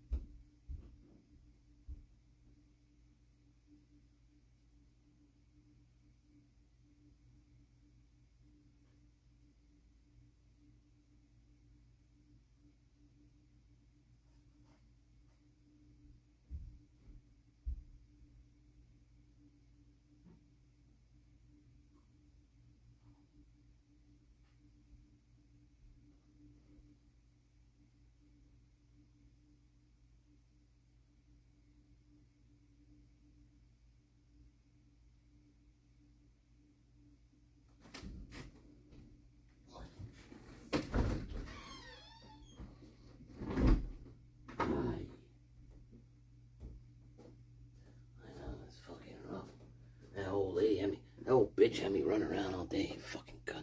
Anyway, let's get fucking running around all day, fucking bullshit. I still don't got my $1 million, you fucking cunt. Anyway, carry on.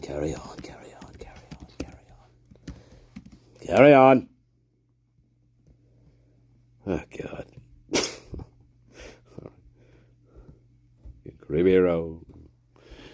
Ball change. That's right. Ball change. Hang on. What is this? Oh, yeah. Kids Who Kill. Sorry. I'm sorry. Kids Who Kill. and then are left. Then they're released. Okay. All right. Yeah. Right. Oh, yeah. Shit. Oh, yeah. Yeah. Something's very wrong here.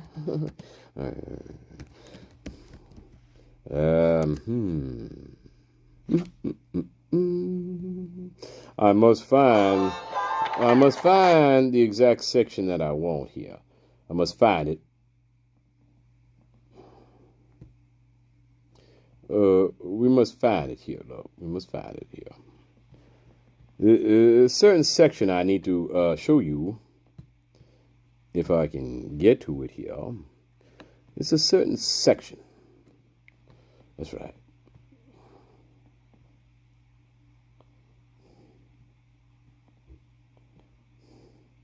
It's called, it's called this. No. No, not that. It's this one. Butterflies, open your eyes. It's full of surprise. Everyone likes it. Yes, we're happy as fish. Yeah, hope you like that. Go balls in there. Curious. Welcome, Jethro Troll. All right. Did you bring your flute, well, whatever. All right, here we go. Want to do a quick walkthrough?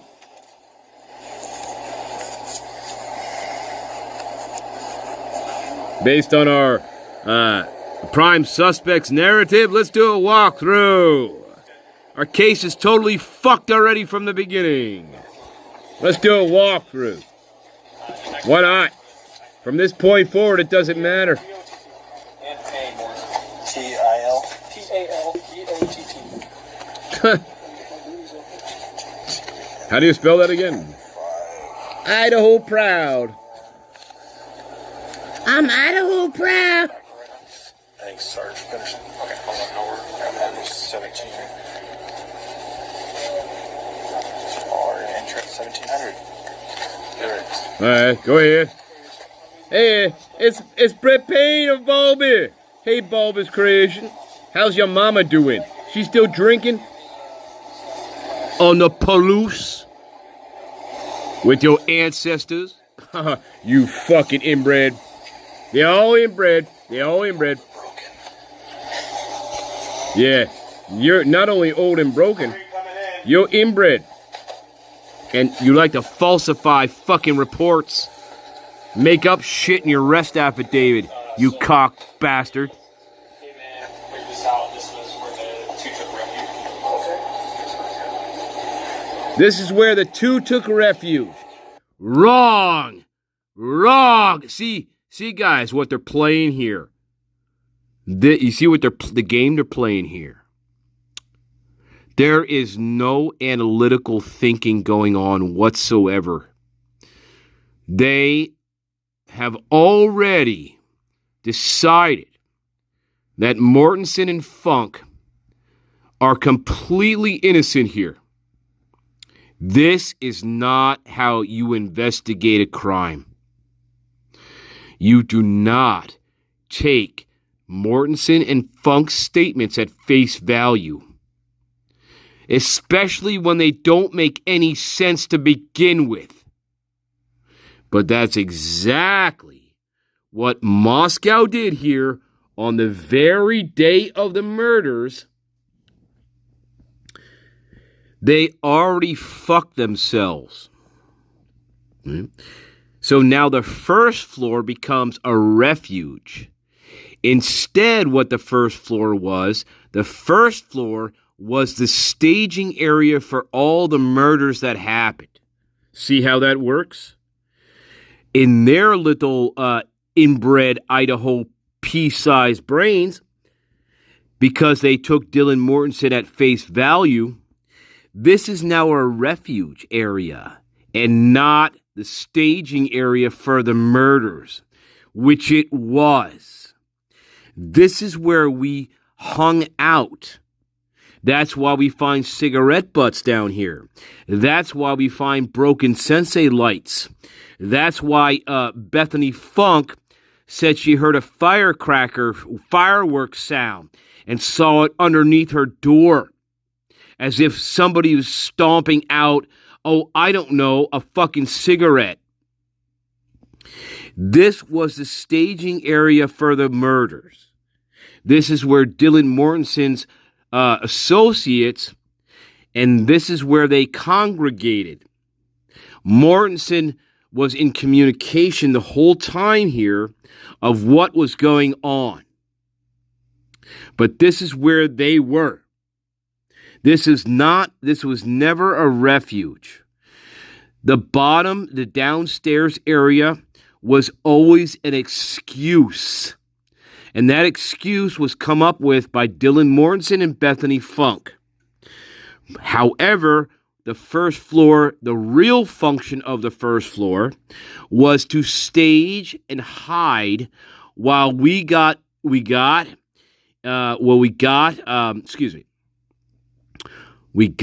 place. And Mortonson told us when was the right time to finish off the other two, Kaylee and Maddie, upstairs. That was Dylan's role. And once Dylan let them know that, that's when Kaylee and Maddie were also butchered in Maddie's, supposedly in Maddie's bedroom. But they were all down here.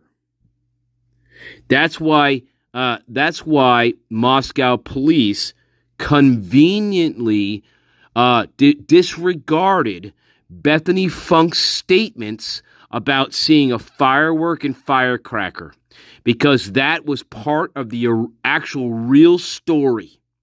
And so they got rid of that as soon as they possibly could, because it did not fit in with the narrative of Dylan Mortonson. See, people denial, how easy this works. We are the greatest of all time. And analyzing this case, we have come to some very good conclusions that cannot be argued away. Try as you may, you're going to fail. You always will fail. Yeah. I hope you like this one. I really do. But anyway, the first floor was the staging area. That's where the perpetrators were. That's where they congregated. Dylan Mortonson was a part of this crowd. Okay? But when it came to showtime to kill off Kaylee and Maddie, Mortonson signaled. She was the signal. Mortonson was the lookout. Mortonson was the lookout on the second floor. There was never any lone wolf. Mortonson was the lookout on the second floor to make sure that Kaylee and Maddie were upstairs in the bedroom, and that's when she signaled down to her associates that were waiting on the first floor by the Hobbit's room, drinking, smoking, inadvertently breaking things that sound like fireworks. She signaled to them, they came up, they went straight up to where Maddie's room was, and they killed them both off up there. Mortonson, what she was doing during this time frame, she was still hanging out outside her door where the ping pong table was, right by the third floor steps, and she was listening and waiting for all this to happen. She was counting the stomps that were going on of the perpetrators that went up the steps. She knows exactly who they were. She knows exactly that she was never going to be harmed because they were her associates. That's what happened in this case. Mortonson was the lookout. Mortonson was the signal caller. Mortonson guarded that second floor to make sure that nothing else was going to happen. Xana and Ethan at this point in time, they were already dead and slaughtered in Xana's bedroom. Mortonson knows that. It was just a matter of getting rid of Kaylee and Maddie and the appropriate time to do so. And Mortonson made sure once Kaylee and Maddie, they had changed for bed. We're taking videos of them up in Kaylee's bedroom. Dylan Mortonson is taking videos of Kaylee and Maddie in Kaylee's bedroom. She's doing that. In fact, we talked about this at length before. Dylan Mortonson is documenting Dylan Mortonson throughout this entire day is documenting them. She's taking multiple pictures of them. She's taking multiple videos of them throughout the entire fucking day. That is true as well.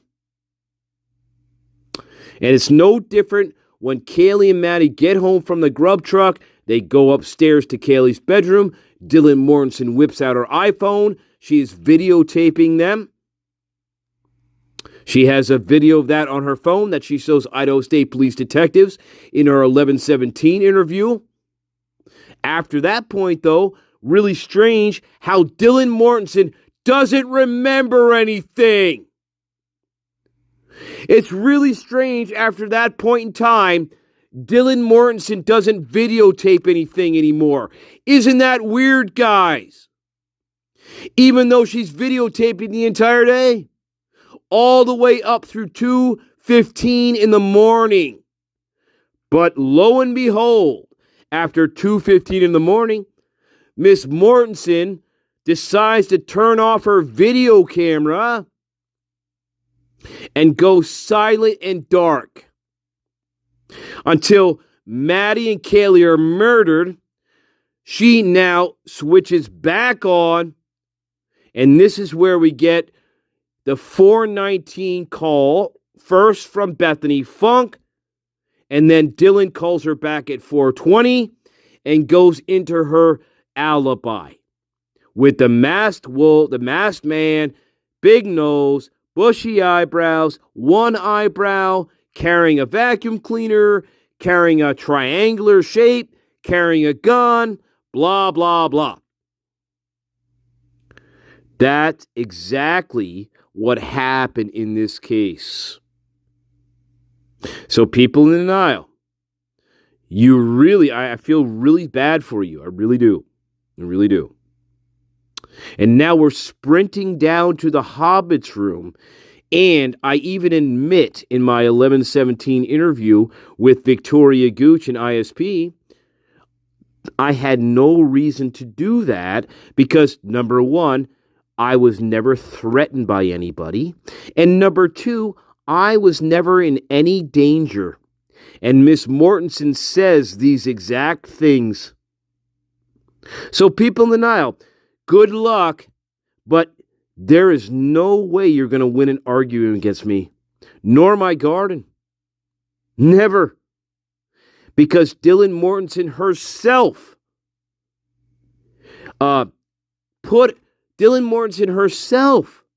made her the prime suspect. Not me, nor my garden. It's Dylan Mortonson herself. And that's what happened. And again, if this was an actual, legitimate homicide investigation, Dylan Mortonson would have been arrested, hands down. There is no question about this. Okay. Absolutely none in my mind. She should have been arrested on 11/17 at the very latest. Hunter Johnson, the same thing. And Bethany Funk, the same thing on 11/16. Yeah. You wanted the best, you got it. Now, I just gave you the real outline of the crime that happened here. It makes logical sense. It fits most of the pieces in this case. It fits the statements of the murderers in the form of Dylan Mortonson and Bethany Funk as an accessory. Hunter Johnson doesn't escape this either. So I'm just saying, we gave you the real case. Yeah. Why and how? Because this is the only scenario that makes sense. Logical sense. It's the only one that works. The only one. Believe me, try it. It's the only scenario that works. Not only that, but Dylan Mortonson said the time elapsed between the time she first opened the door and the last time she opened the door. She said herself that the time elapsed had to have been at least 25 to 30 minutes long, which also fits with the time it would take to murder 4 people. Absolutely. Miss Mortonson, you need to turn yourself in. Miss Mortonson, you are a sociopath. You were jealous of your friends. You snapped on Halloween night, and you plotted your revenge from that point forward. You wanted to kill, you wanted these people gone a week later, but you couldn't do it because it was Parents' Weekend, and so you had to wait an extra week. And in that extra week waiting period, you made sure that Kaylee Gonzalez was going to be in that house. Not many people knew that, but you knew that. And you absolutely needed her to be there because she was on the top of your fucking list. She always was on the top of your list because you were most jealous of Kaylee. That's who you were most jealous of. Absolutely. You tried to be like her. You tried to pretend to be like her. You borrowed pieces of her life and tried to apply them to your own experience, which we know is absolutely not true. Yeah. The psychotic prime.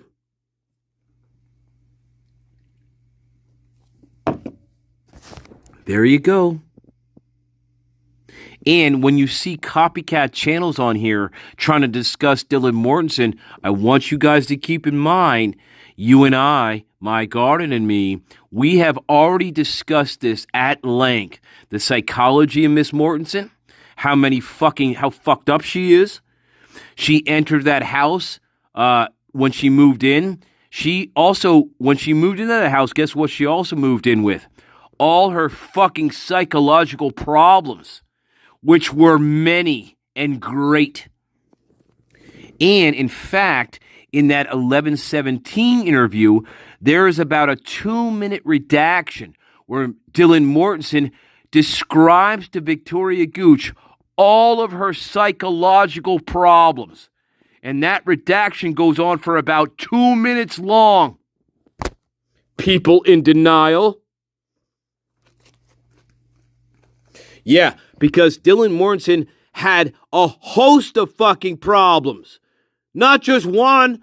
Mortonson had several serious mental health conditions. And she brought all those mental health problems with her when she moved into that house. And absolutely. And what I said before, she made everybody feel paranoid. She made everybody feel like they didn't want to be around her because she was paranoid all the time. She used alcohol as a coping mechanism. It didn't work. And when Dylan Mortonson got disrespected by Ethan Chapin on Halloween night, that's when this shit all fucking started cooking, baby. And Dylan Mortonson, due to all the psychological problems that she brought into the house, she had no way of coping with it except to drink in excess. And guess what? That alcohol, that didn't help her. It did not help her at all. It did not help her with her impulse to want to kill her fucking roommates. And it didn't help because she secured help and she killed her fucking roommates. And that, my friends, is the real story about the 1122 King Road Massacre. And that's the only logical scenario that makes sense. Given all the evidence that we know about, that is the only possible conclusion. Yeah. Bill Thompson knew that. Ann Taylor knew that.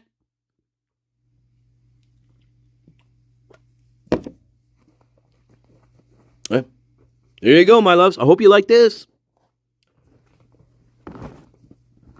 Yeah, because that, and you know, and as well as I, you know that is much closer and to the truth, not only in words, but in feeling as well.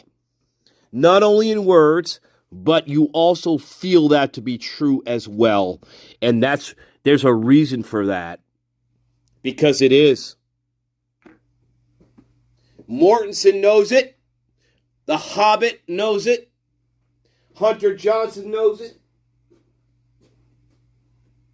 Emily, a little ant, knows it. Ava Wood knows it. All these cocksuckers in the frats know it because they're part of it too. At least 2 associates with Dylan.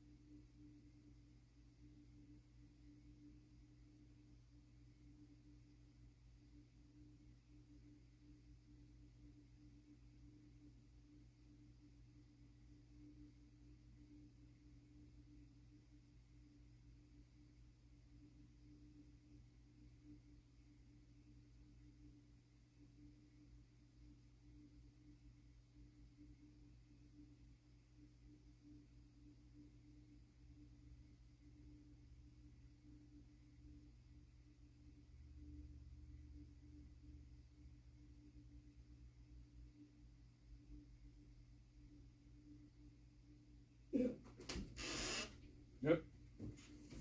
Absolutely, 100%. No doubt in my mind. No doubt in my mind. No doubt in my mind. Nope. Nope. Dylan Mortonson was in charge of Murphy that night. She made sure Murphy was not going to return to that house. They got Murphy out of there. I don't know. They may have used Murphy as bait, perhaps. And, of course, who would do that? Well, Dylan Mortonson was there. Okay. Well, who else would do it? See, the survivors don't get away with this. The survivors were awake the entire time. And that's what people in denial seem to always want to forget. The, quote, survivors, they weren't sleeping. Okay? No. They were awake. Participating. At least Dylan Mortonson was. She participated fully. Yes, indeed. And these cocksuckers, these bulbous inbred creations, because they're lazy and have no experience investigating this type of crime, again, what do? They took Dylan Mortonson's story at face value and ran with it. In fact, they did this on the very same day of the murders. That's what we're seeing here. Brett Payne, the bulbous creation, comparing ancient dirt to ancient dirt and all the other stupid shit that he did in this case. that he should have been fucking arrested for, by the way. Falsifying documents and perjuring himself. Yeah. Yeah. Brett Payne should have also been arrested here. He purposely made up things in his arrest affidavit. That never happened.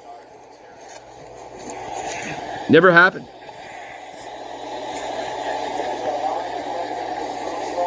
Yes, sir.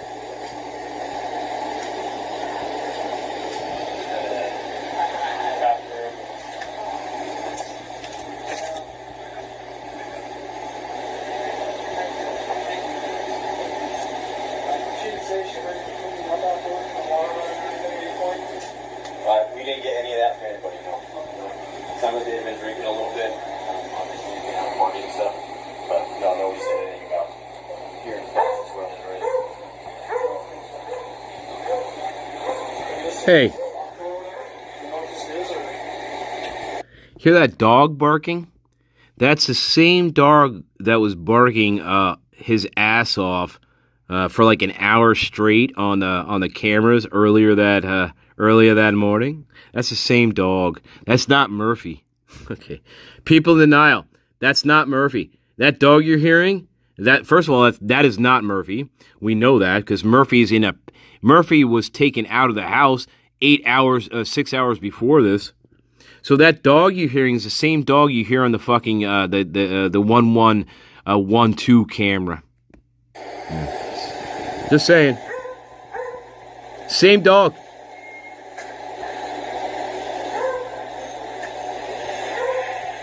Murphy was never barking because Murphy was taken away. And Dylan Mortonson was also in charge of that. She was the keeper of Murphy that night.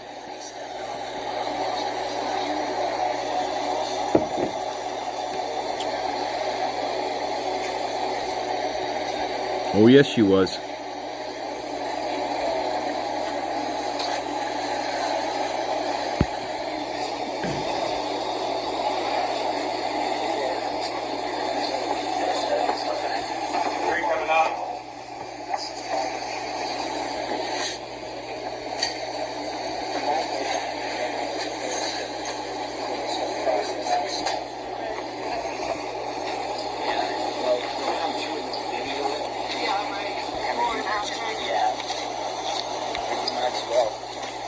Hey, it's Lanier hanging out by the dog. Oh no! Oh! Ashley wants to tag on your first walk. Oh, that's what you said to me on our first date. You wanted to tag me. Oh my god. Oh, you butterface. Oh my god. Hey, where'd you go? Ashley, where'd you go? Our kids are in Mankato, you fucking bitch. Oh my god.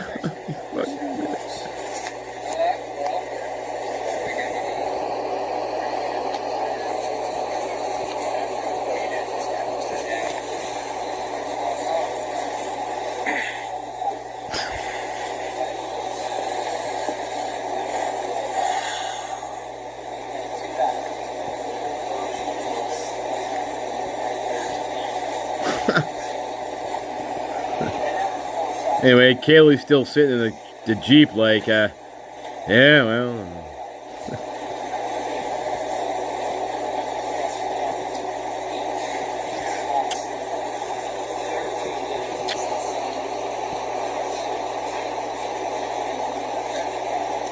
I mean, it is odd. I wish they would show a different angle of the Jeep, you know, so we can see it's a glare, you know.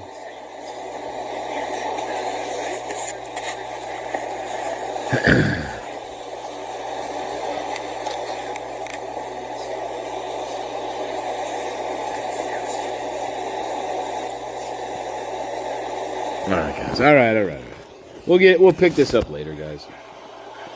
So we're 23 minutes in. The video's an hour and change. Here, let's see. Yeah. We Academy. Oh wait. What's that? We Academy graduate. What?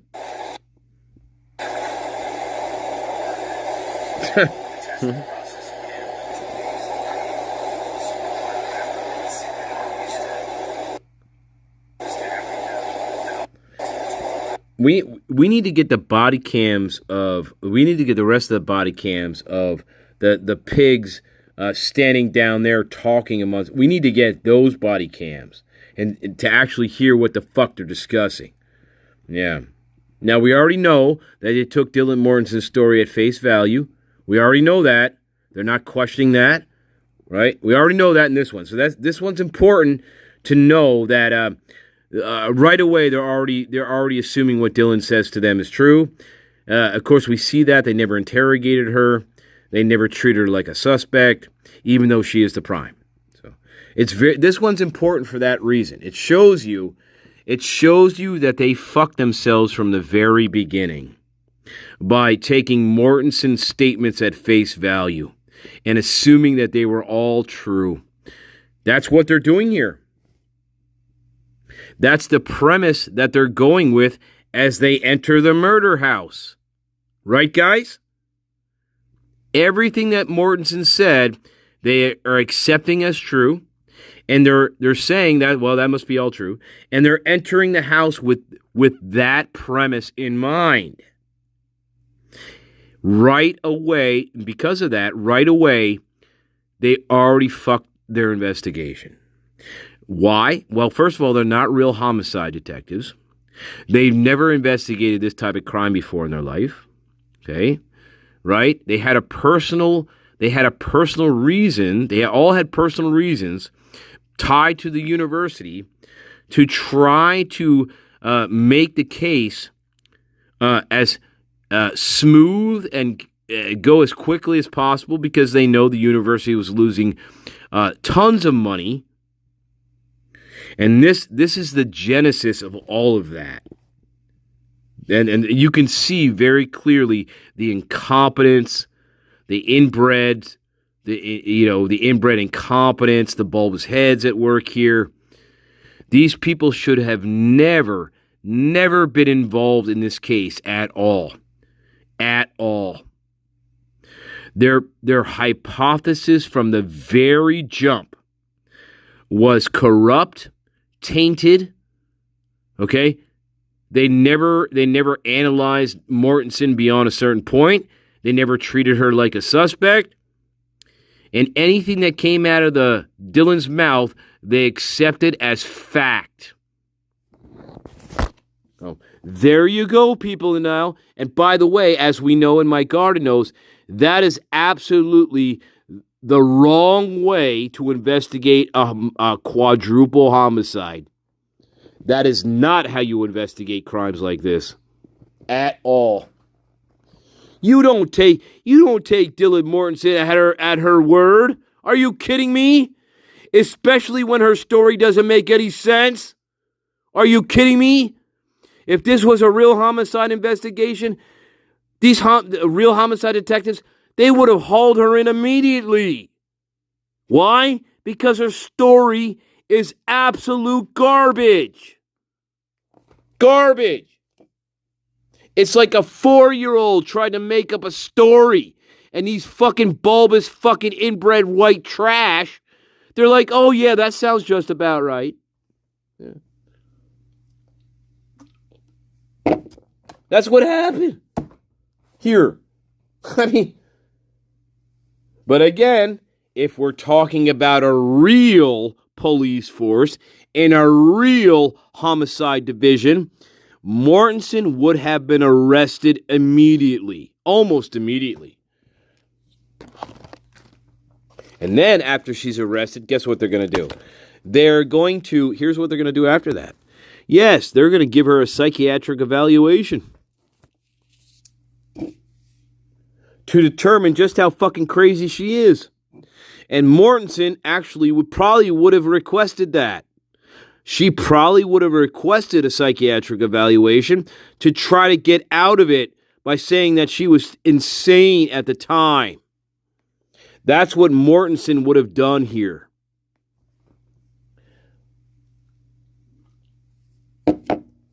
Yeah. That's exactly what would have happened if this was a real investigation. Yep. Mortonson would have been evaluated by a psychiatrist. She would have tried to appear crazy and insane and not knowing right from wrong. That's the route Mortonson was going to take, because she already was trying to set it up in her interview on 11/17 with Victoria Gooch. She was already trying to set it up. Well, I don't remember what's real, what's not real, blah, blah, blah. Remember? I was drunk. I could have been hallucinating, right? She was already trying to lay that foundation for herself, that she was fucking insane. And Victoria Gooch, because she's not a real homicide detective, and she's certainly not a psychiatrist, she perpetrated this myth of trauma that never existed. And Mortonson ran with that. She ran with the trauma narrative, even though her very own statements contradict it. That is how bad Moscow police and Idaho State Police fucked this case up.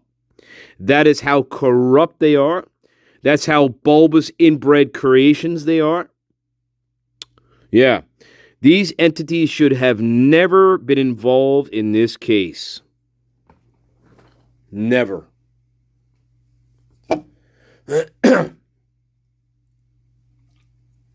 Sorry, guys. I got to take a quick smoke break. I'm kind of scared right now. Guys, I'm really scared right now. I'm scared. I got to take a smoke break. Do you think I should sprint out the front door?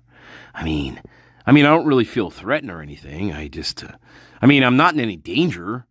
I don't know. Maybe I'm just too drunk. I don't know. Do you think I should smoke? Wait a minute, guys. Wait a minute. Oh, shit, guys. I think I just saw somebody in a mask. Guys, my phone is about to die. What the fuck? My phone is about to die. But you know what? I don't feel threatened at all. In fact, I feel pretty good, actually, right now. Oh, hey, Bob. How you doing? Yeah, you can go upstairs now. The coast is clear. I think they're asleep now. That's right, Ricky Ricardo, Jose Cruz, and my good friend Quinn Kelly. Yeah, they're all asleep. Go ahead, do what you gotta do. I'm gonna go make sure Murphy doesn't come back to the house. I'll meet up with you in a second. Okay. Yeah. It's more like that.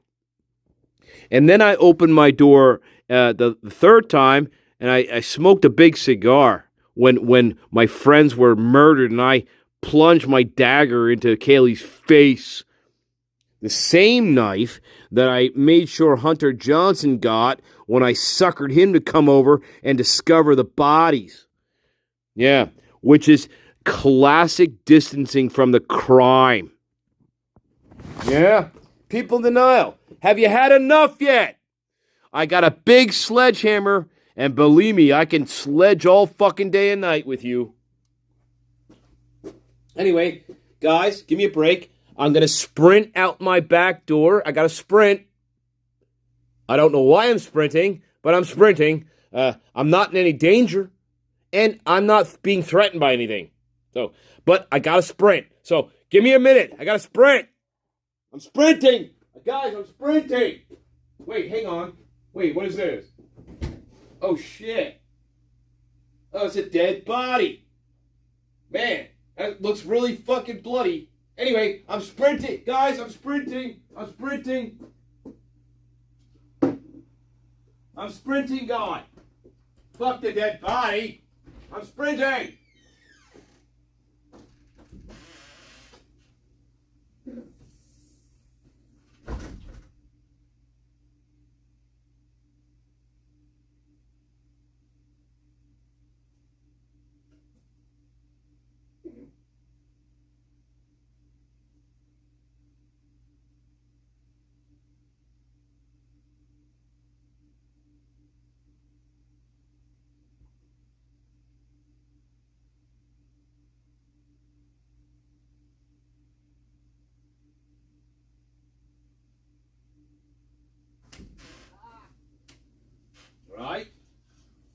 Because that's exactly what Dylan Mortonson said.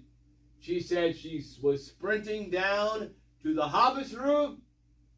She stopped in mid-sprint. She laid eyes on Xana covered in blood.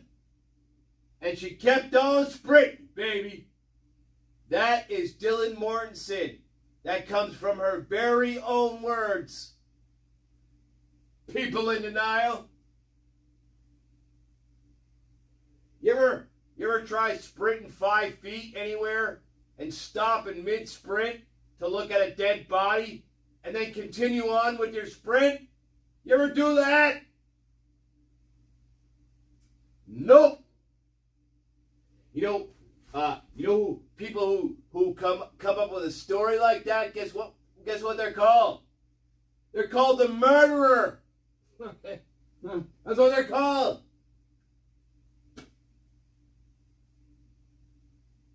Sorry, guys. I'm sprinting back to my cigarette. Gotta sprint back to it. I may be sweating a little bit, too. I don't know. I mean, it was only a 5-foot sprint. But, man, I'm out of breath.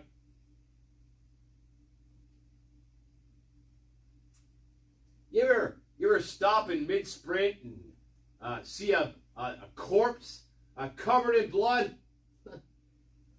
I think it's highly unlikely.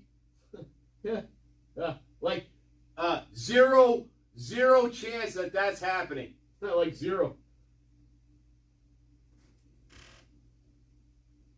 Anyway, sorry guys. Hang on, I'm sprinting back. Hang on. Hey, this is what I could do with people in denial. Hey guys, I'm sprinting back. Oh wait. Oh yeah. Well, goddamn, it's still the same dead body in this room here, guy. But I'm still sprinting. Yeah. Does that make sense? That's exactly what Dylan Mortonson's story was. I love you. We are the greatest of all time. Yeah. Everything I said is true. And that comes straight from Dylan Mortonson's mouth. Now, people in denial. I do take defectors, but you have to get rid of your denial first. Sorry, but you do. Sorry, I'm sprinting to the finish line here.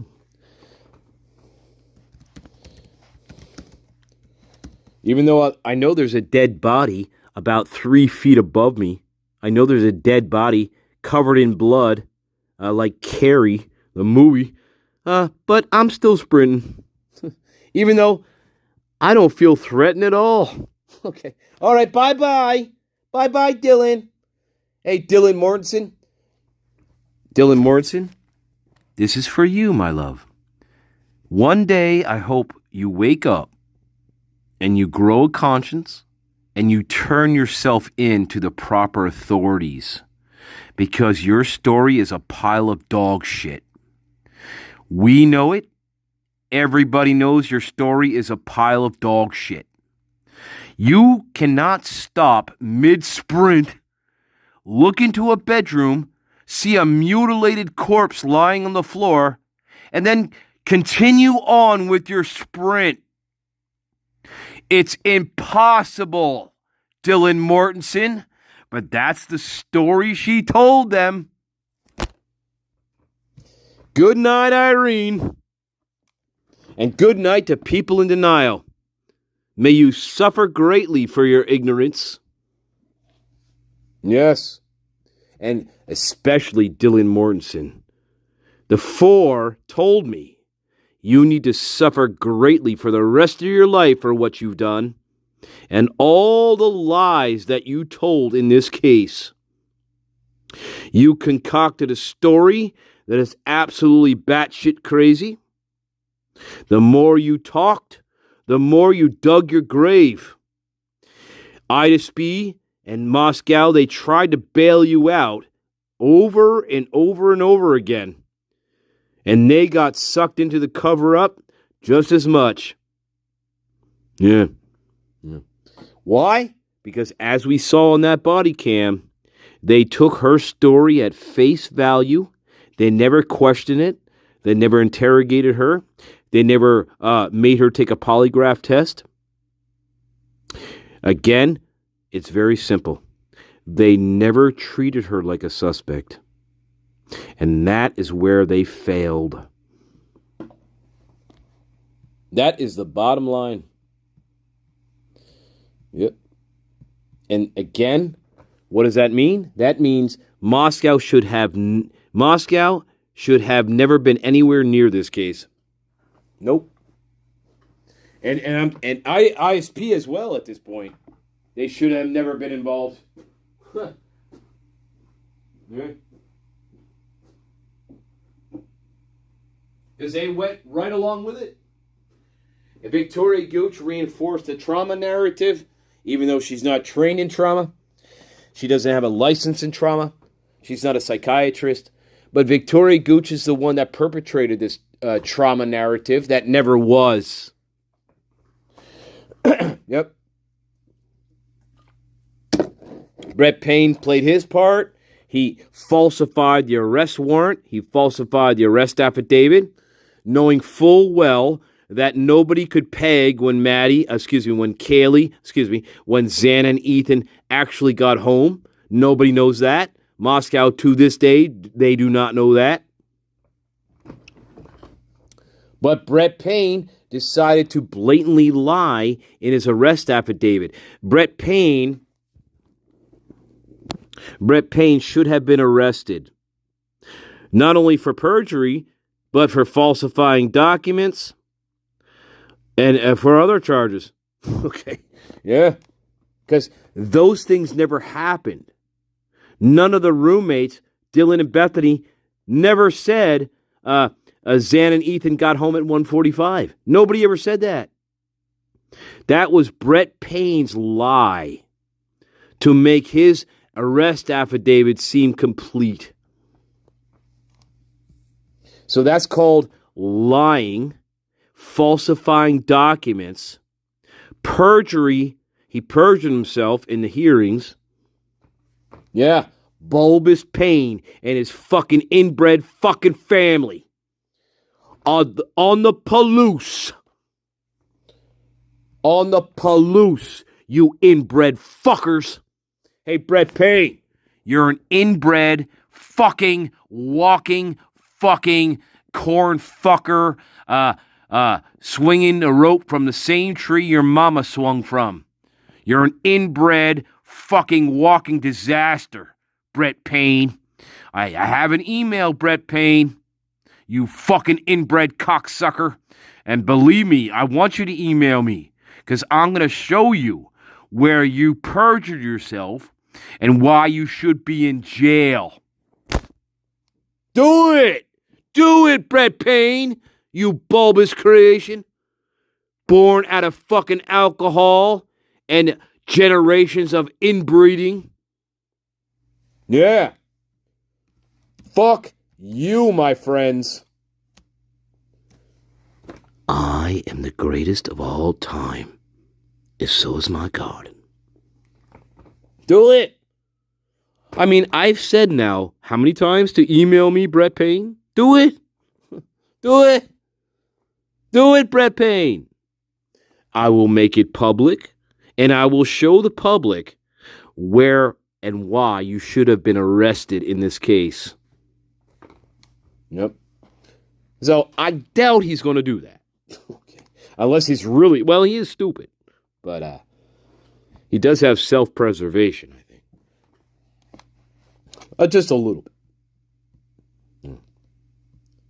But we can easily show where he lied, where he perjured himself. He completely made up sections of the arrest affidavit to get Koberger in Pennsylvania. We know this. The roommates Dylan and Bethany never said Xana and Ethan came home at 1:45. They never said that. Nobody ever said that. Nobody ever testified to that. He made it up. That's called perjury. That's called falsifying documents. That's what it's called. Hey, think about writing a report when you're trying to nab somebody and you just throw a bunch of shit in there, even though it's not true at all, just to make sure, you can wrap this case up in 2 weeks, 3 weeks, right? When in reality, right? Anyway, all right, I gotta go. Yeah, late show. Guys, the more I think about this, the more I get so fucking angry. As we should be. Ellie, since it's your birthday, you have the pick of the last song for this live. It's your pick. Now, think about it. What would you like to hear as we tap dance into the great sunset for just for now? What would you like to hear, Eddie Ryan? You picked a song. You're the birthday. It's your birthday. You picked a song. It don't matter. Just pick it, Eddie. Don't think about it too hard.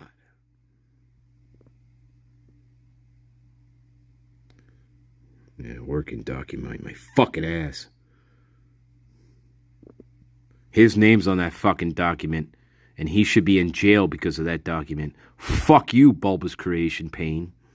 You're an inbred. You came from an inbred family with fetal alcohol syndrome, and these families all came from the Palouse, based on inbred Indian tribes that settled in the area about 150 years before that. So I don't want to hear any more bitching and moaning. Anyway, Ellie, I beg you, call the tune. Just call it.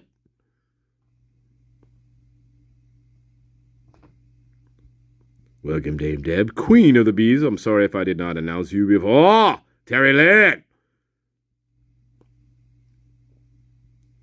I beg you, call the tune.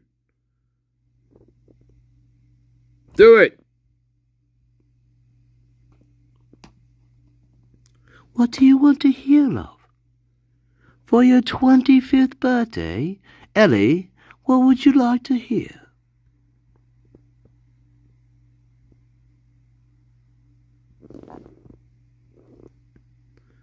Oh no, did we lose Ellie too? Oh my God, Master Nature, we lost her. Oh, well, we lost Mrs. John, and now we lost Ellie. Oh God.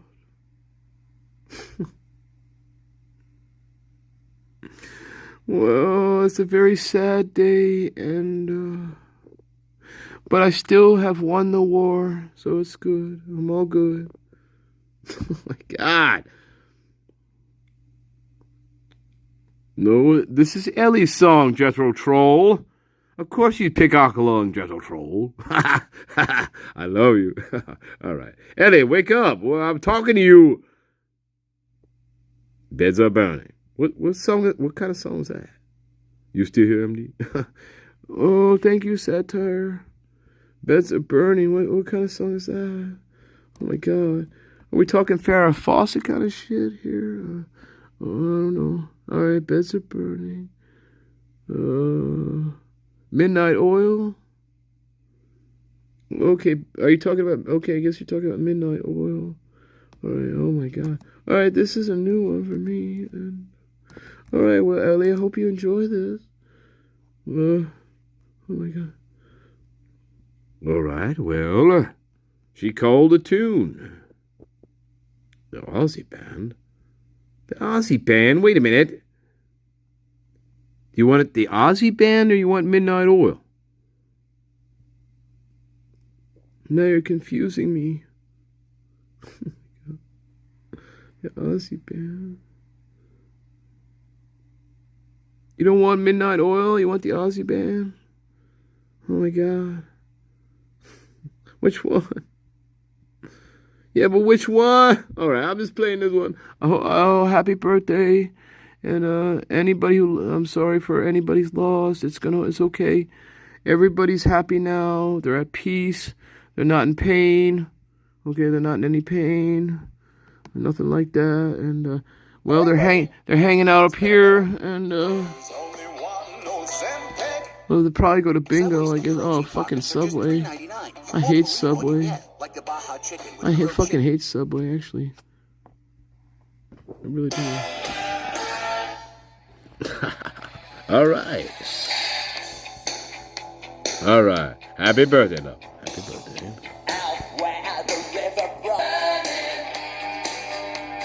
The Grand Teton. Grand Teton.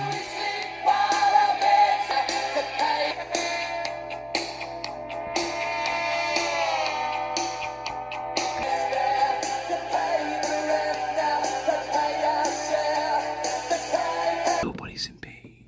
Alright. Before we go, thank you, honey. Happy birthday, love. Happy birthday.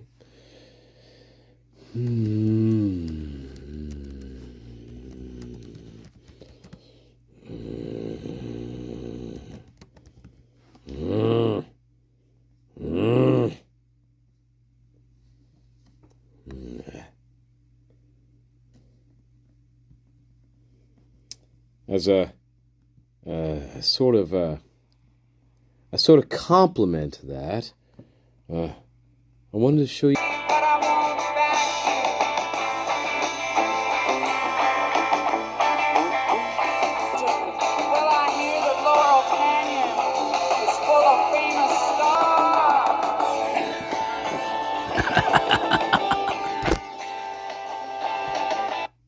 Insane.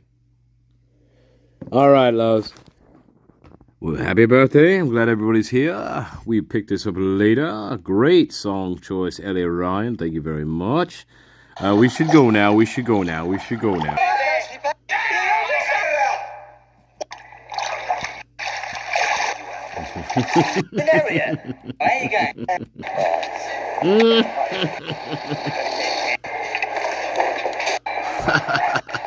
That gear you got, it's leather. You never realised what? Well, use a rubber.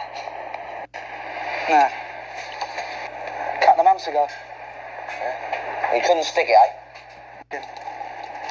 Yeah, but Dave, don't be f***ing mad. I hit it fine, John. What's this f***ing rocker doing here? Here's your towel.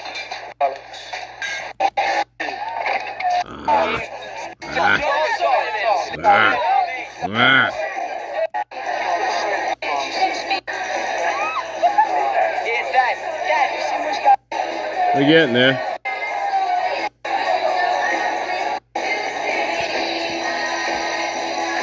All right.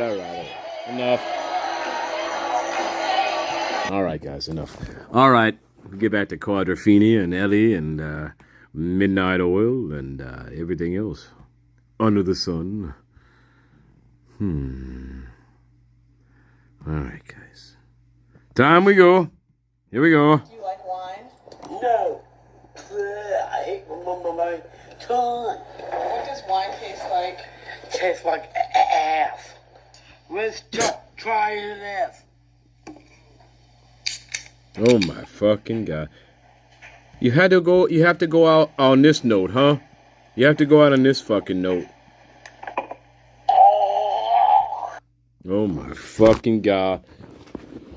Oh my fucking God, Master Nature. Wait a minute.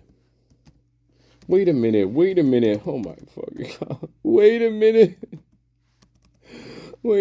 Ashley. Oh my God. Oh my God. Oh. Yeah. Oh, Ashley. Oh my God. The high numbers.